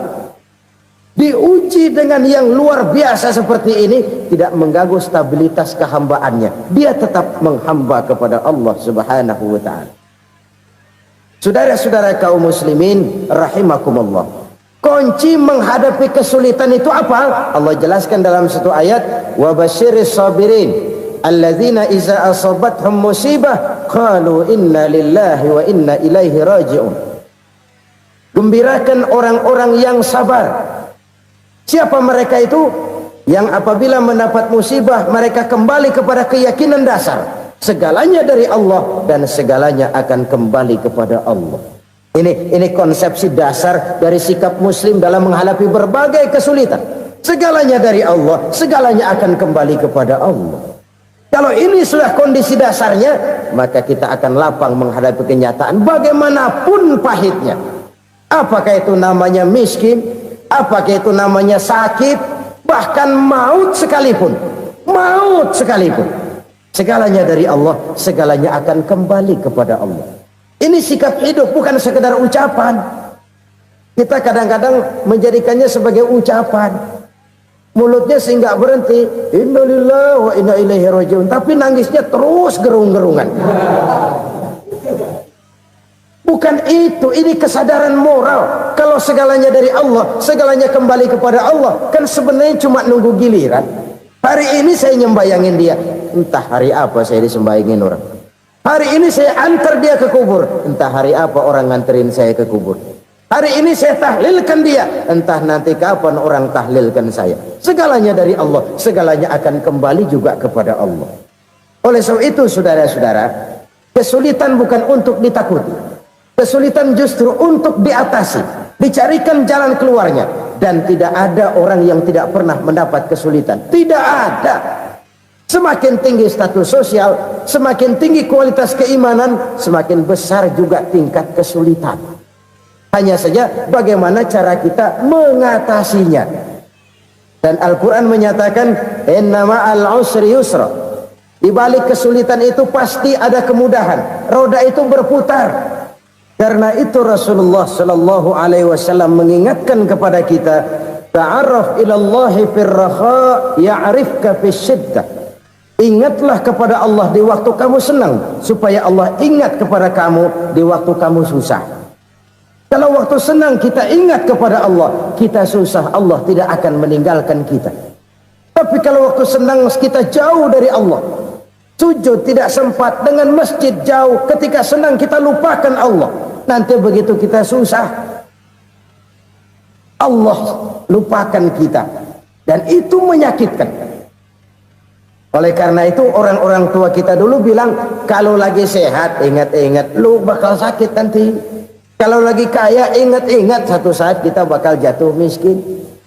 Bahkan kalau lagi muda ingat-ingat kita bakal tua. Dan yang terpenting, kalau lagi hidup ingat-ingat kita bakal mati. Saudara-saudara kaum muslimin rahimakumullah. Jadi yang kedua yang merupakan perbendaharaan surga, menyembunyikan musibah. Saudara-saudara kaum muslimin rahimakumullah. Hal ketiga yang merupakan perbendaharaan surga adalah wasilatur rahmi. Orang yang suka bersilaturahmi. Sebagaimana yang kita maklum bahwa manusia adalah makhluk yang disebut zon politika. Makhluk sosial yang tidak mungkin hidup sendiri-sendiri. Betapa dan siapapun kita memerlukan orang lain. Bodoh betul manusia kalau tinggal di tengah masyarakat tapi tidak mau bermasyarakat. Merasa hebat sendiri, pinter sendiri, gagah sendiri, kaya sendiri. Mungkin kalau mati juga ngubur sendiri. Jangankan kita di sini, di sorga saja Nabi Adam waktu sendirian bengong melulu, mondar mandir. Allah tegur dam sepi dam. Ya ini kalau bahasa saya. Iya Tuhan, sepi ini nggak ada coret-corekan pisan ini. Diciptakan Siti Hawa baru anteng Nabi Adam. Itu di sorga. Cobalah. Umpamanya saudara tinggal di Jakarta nih. Kayak bener. Apaan aja di Jakarta punya saudara dah. Jembatan Semanggi ambil. Monas, Buntel bawa pulang. Hotel-hotel ambil semua. Cuman tinggal di Jakarta sendirian, apa enaknya? Betapa dan siapapun kita perlu orang lain. Tidak ada seorang pun yang bisa memenuhi kebutuhan hidupnya secara sendiri-sendiri. Nah, Islam telah menyelamatkan manusia dari ras diskriminasi, mengikat manusia dengan persaudaraan yang berlandaskan kepada akidah. Karena itu dianjurkan bersilaturahmi. Bahkan Nabi menyatakan, man arada ayyubsata lahu fi rizqihi wa yunsa'a fi atharihi falyasil rahimah. Siapa yang kepengen diluaskan rezekinya dan dipanjangkan usianya, banyaklah ia bersilaturahmi. Siapa yang kepengen dimudahkan rezekinya, hendaknya ia banyak bersilaturahmi. Kalau banyak teman, kesulitan kan paling tidak ada tempat cerita. Udah susah sendirian, kita pikirin diri, nggak ada tempat tukar pikiran. Cepet banget sama bengek. Dilawan sendiri. Nah, secara makro kita bisa berkata, tidak mungkin ada kemenangan kalau tidak ada kekuatan. Tidak ada kekuatan kalau tidak ada kesatuan dan persatuan. Tidak mungkin ada kesatuan dan persatuan tanpa semangat silaturahmi. Kalau umat Islam mau menang, dia harus kuat. Kalau umat Islam mau kuat, dia harus bersatu. Kalau umat Islam mau bersatu, dia harus membudayakan silaturahmi ini. Bahkan sampai-sampai kata Nabi, kalau bisa cari nilai tambah. Apa? Silman qata'ak. Bersilaturahmilah kau kepada orang yang marah denganmu. Masya Allah, indahnya ajaran agama kita. Orang yang marah pun kepada kita, kata Nabi, kalau bisa bersilaturahmilah kepadanya, kepada orang yang marah itu. Di situ nilai tambah. Cuman jujur nih hadis, ngucapinnya gampang, ngamalinnya yang berat banget. Orang marah sama kita disuruh silaturahmi, ada apa malu? Lu marah, ada gue marahan lagi. Gue pikirin. Saudara-saudara kaum muslimin rahimakumullah. Tapi ini yang diajarkan, bahkan ini yang dicontohkan oleh baginda Rasul. Bagaimana begitu mudah, misalnya satu saat Abu Jahal ini ngatur strategi bagaimana bikin Muhammad celaka. Dia gali lubang di depan tempat tidurnya. Dia tutupin daun korma. Terus dia panggil seseorang, ke sini. Kasih tahu Muhammad, pamannya sakit keras, minta ditengokin. Berangkat orang ini ke sana. Muhammad, labbaik. Pamanmu sakit keras, dia minta ditengokin. Baik, saya akan datang menjenguk beliau. Berangkatlah Nabi ke rumah Abu Jahal tanpa prasangka apapun. Abu Jahal udah pasang setil, selimut 3 rangkap setengah dipakai, persis kayak orang meriang. Tapi sembari ngintip dari balik selimut, begitu Muhammad buka pintu, nah masuk perangkap nih. Muhammad jalan menuju tempat pembaringan. Makin lama makin dekat, makin lama makin dekat, makin dekat ke lubang yang dipasang oleh Abu Jahal itu. Dalam hati Abu Jahal, terus dah jatuh, mampus dah lo ini. Mampus lo hari ini nih.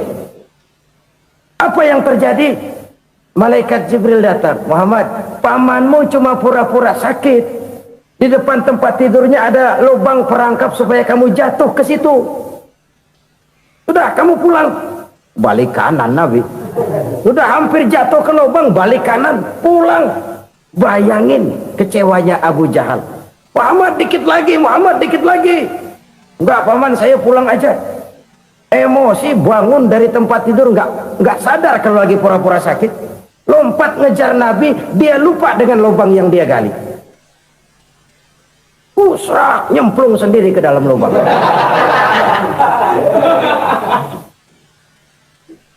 Nabi terus berlalu. Ini terjadi keanehan. Jatuh ke lubang yang dia gali itu sebenarnya nggak terlalu dalam ya, antara 3-4 meteran lah. Tolong saya jatuh ke lubang ini. Datanglah pelayan-pelayannya itu.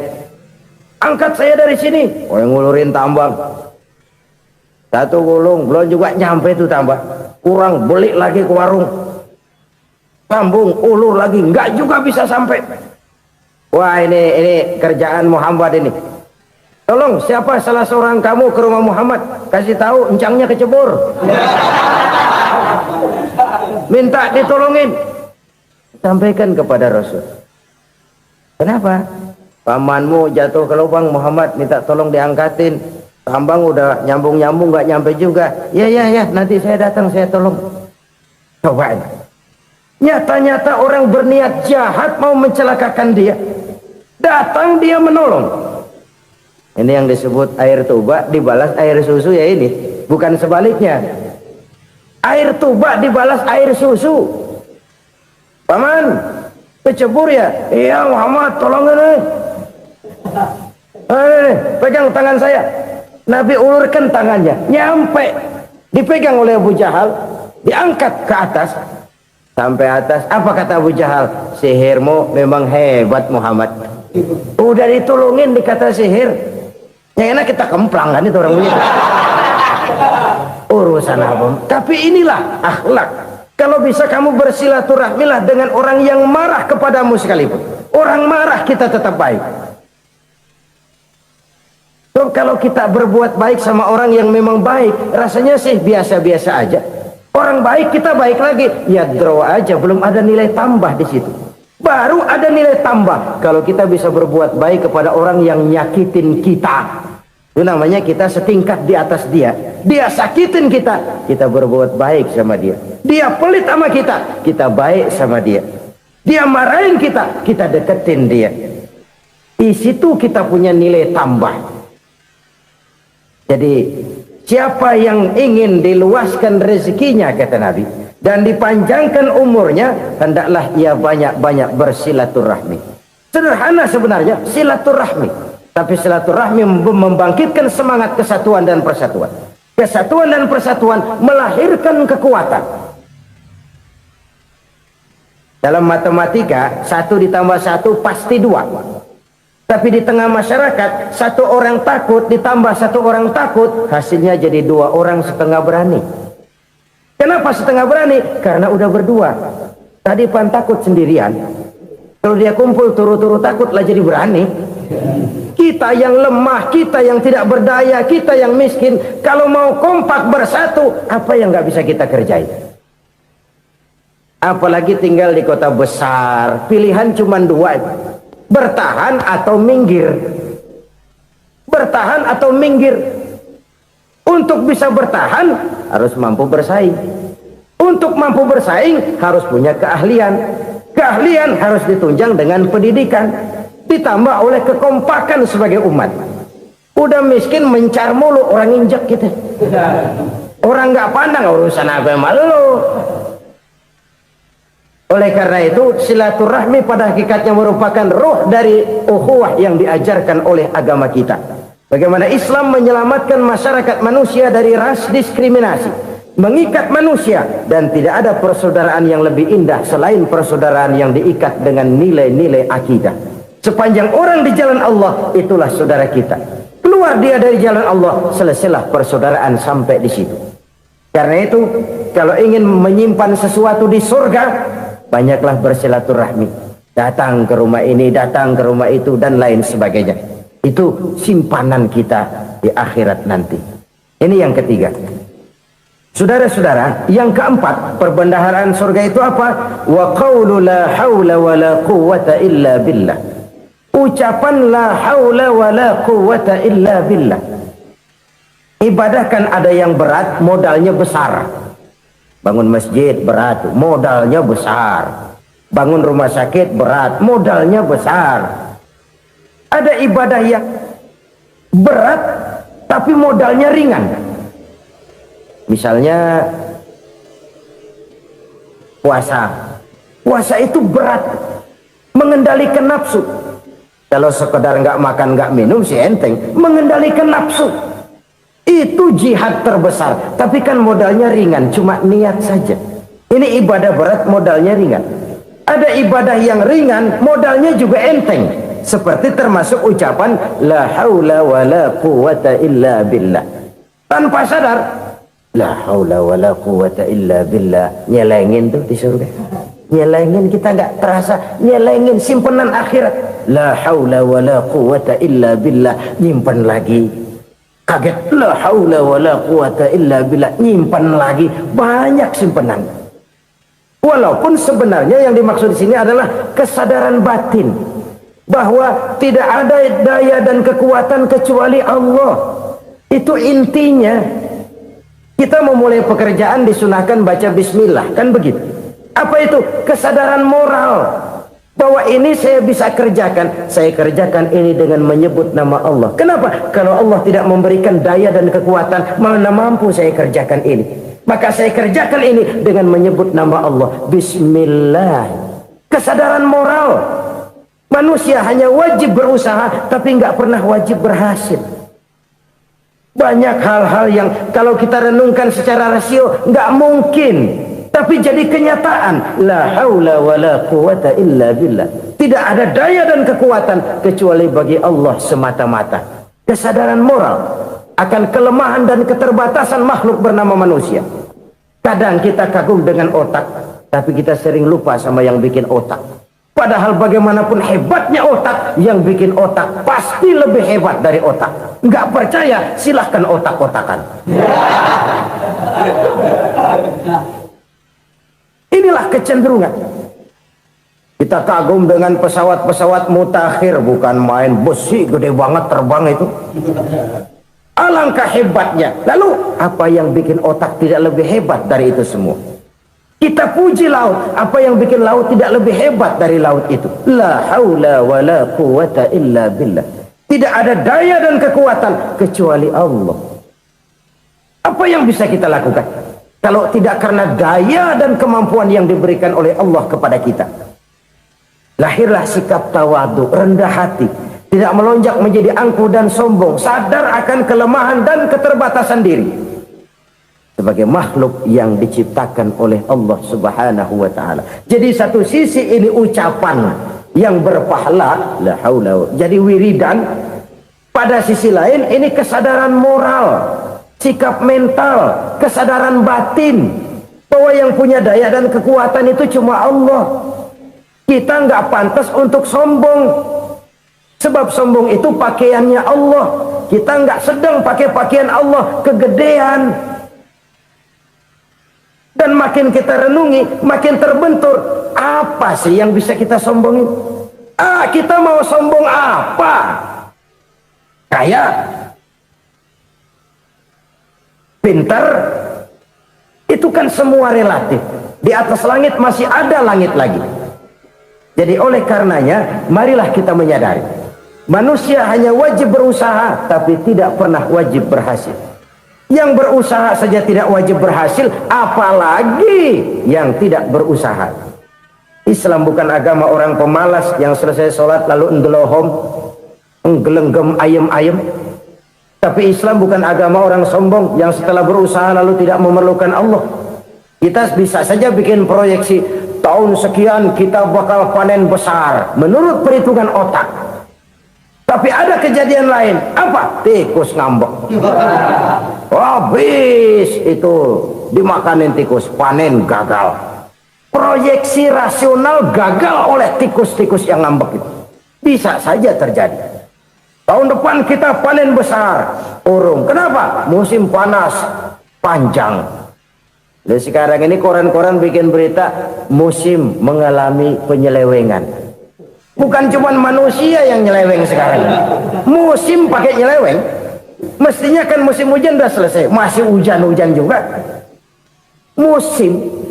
Nah sekarang kita boleh bikin proyeksi, kita bakal panen besar. Tahu-tahu musim panas panjang, sawah retak, air kering. Cari teknokrat yang paling botak, suruh pendekin tuh musim panas. La haula wala quwata illa billah. Inilah kesadaran moral. Saudara, saya teringat satu saat ada seorang konglomerat. Umurnya ya kira-kira 70-an. Satu saat dia ditanya oleh wartawan, "Pak, umur Bapak berapa sih?" "Ya paling 10 tahun." 10 tahun? 10 tahun? Anak Bapak berapa orang? Satu. Satu saja? Satu. Harta bapak berapa? Ya paling-paling bangsa 7 juta kali. 7 juta? Iya. Pak, kenapa bapak bohongi saya? Bapak punya buku biografi, koran-koran, majalah-majalah banyak memuat cerita riwayat hidup bapak. Saya tahu umur bapak 70. Kenapa bilang cuma 7 tahun? Saya tahu anak bapak 8. Kenapa cuma bilang 1? Saya tahu harta bapak miliaran, mungkin triliunan, pabrik di mana-mana, bank di mana-mana. Kenapa bilang uang bapak cuma 7 juta? Nah, kata si konglomerat tadi, kamu benar nak, kamu benar. Umur saya kalau jumlahnya memang 70 nak. Cuman ingat-ingat saya, baru 7 tahun terakhir ini saya sujud. Baru 7 tahun terakhir ini saya berusaha dekat dengan Allah. Saya laksanakan perintahnya, saya jauhi larangannya. 7 tahun inilah rasanya yang ada nilainya di hadapan Allah. Yang 63 tahun matong, kelabu, kelam umur gue. Habis untuk maksiat, untuk munkarat. Maka ketika ditanya tadi, umur saya 7 tahun itu. Oh begitu Pak. Oh iya. Lalu anak Pak, anak bapak kan 8. Kenapa bilang cuma 1? Nah, kalau jumlah hitungannya memang anak saya 8. Tapi dari 8 orang ini rasanya cuma 1 nih yang bakal jadi buah hati, belahan jantung, pelanjut cerita, penerus sejarah, bakal jadi anak soleh yang akan mendoakan saya. Cuma 1 rasanya anak saya ini yang bakal jadi buah hati saya, besar-besaran saya, yang akan mendoakan di kubur saya, yang akan mendoakan di akhirat saya. Yang 7 orang mana, masya Allah, yang atu tenggeng, yang atu nyekek botol ngolo, yang atu nggak karu-karuan. Makanya saya bilang 1 anak saya yang akan bisa mendoakan saya. Oh begitu Pak. Iya. Nah harta Pak, harta bapak kan triliunan, pabrik bapak di mana-mana, uang bapak hampir di tiap bank-bank besar. Kenapa bilang cuma 7 juta? Betul kau nak. Harta saya kalau jumlahnya memang miliaran, triliunan mungkin. Tapi yang saya ingat baru 7 juta tuh yang saya belanjakan di jalan Allah. Saya nyumbang masjid, saya santuni yatim piatu, saya bantu pembangunan pesantren, saya bantu pembangunan rumah sakit Islam. Itu yang akan saya bawa pulang ke akhirat, yang 7 juta itu.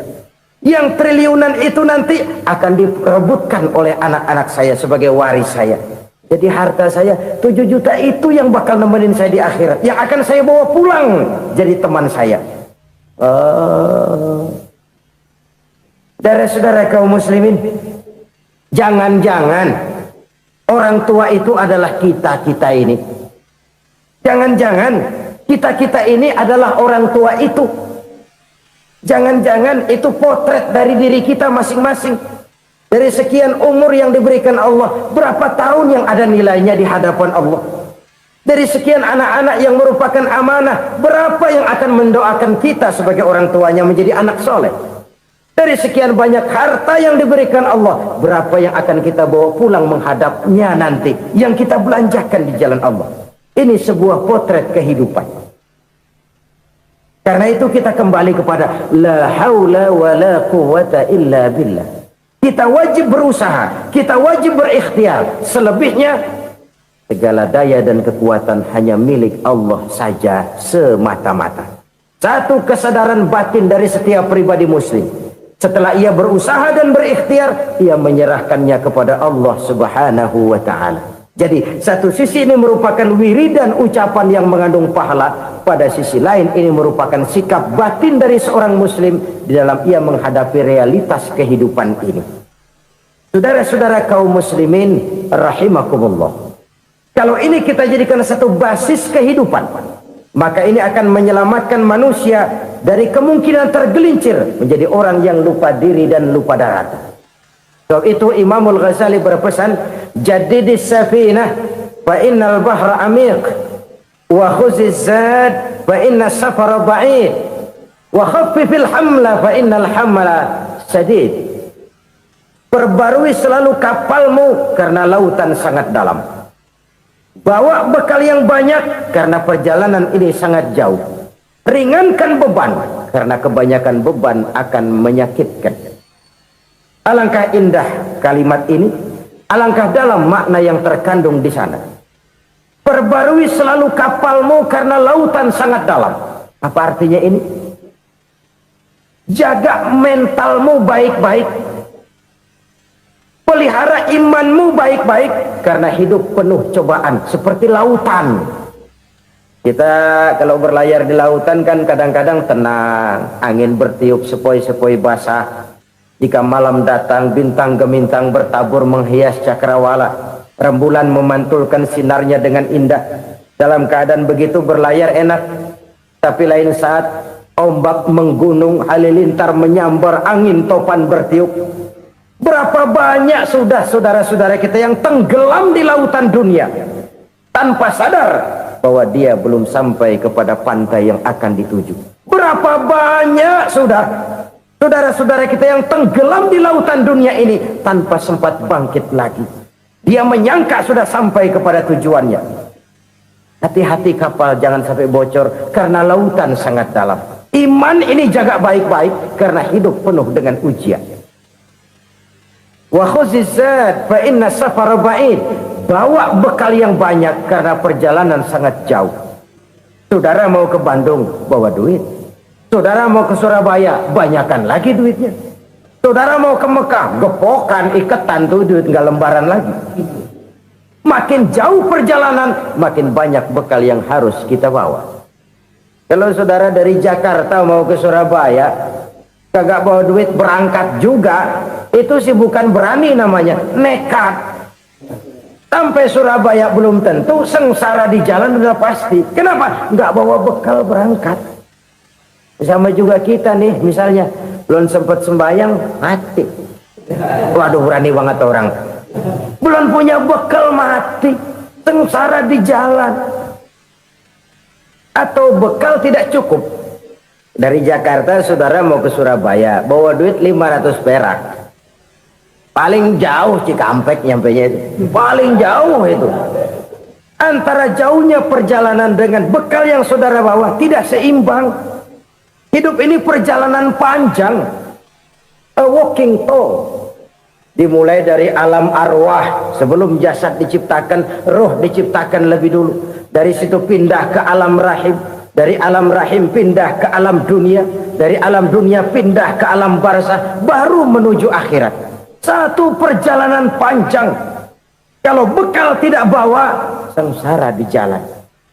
Bawa bekal yang banyak karena perjalanan ini sangat jauh. Wa khaffifil hamla, ringankan beban karena beban itu cuma akan menyulitkan. Kalau bekal itu sih keperluan, tapi beban nggak kita perluin, cuma ngeberat-beratin. Apa ini beban? Dosa. Kecurangan, kebatilan, kezoliman, ketidakadilan, kesewenang-wenangan.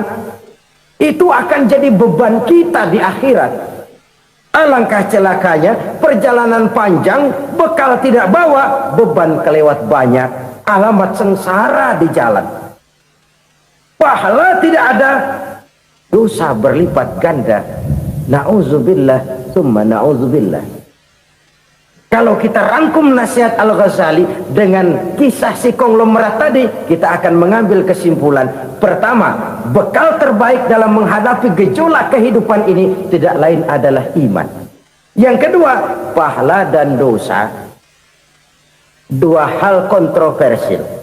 Pahala adalah bekal, dosa adalah beban. Tapi kita sekarang kan tidak begitu terangsang kepada yang abstrak. Orang berlomba mencari yang konkret-konkret saja, yang real.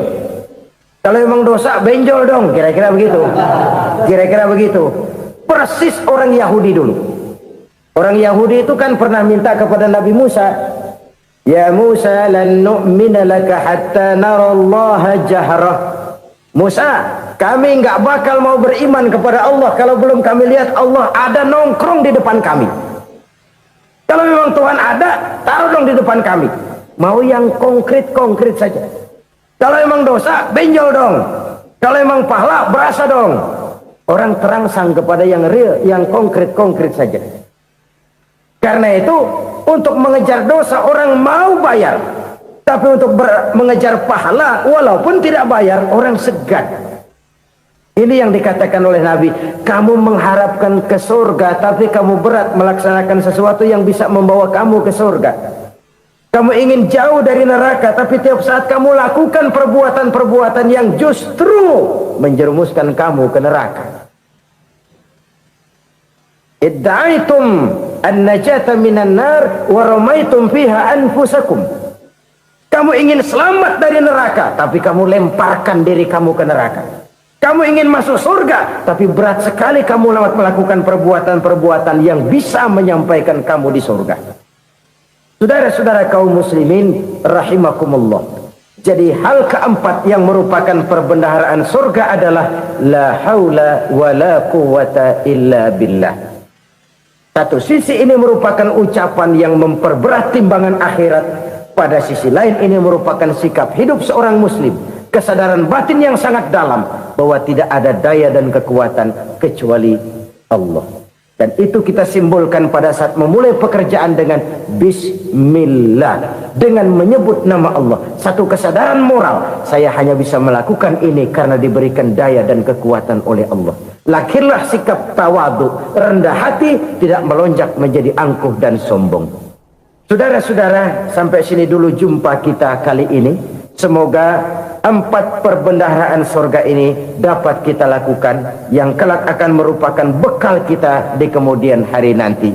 Amin ya rabbal alamin. Terima kasih atas segala perhatian, mohon maaf atas segala kekurangan. Usikum wa iyaya bitaqwallah. Wassalamualaikum warahmatullahi wabarakatuh. Waalaikumsalam warahmatullahi wabarakatuh.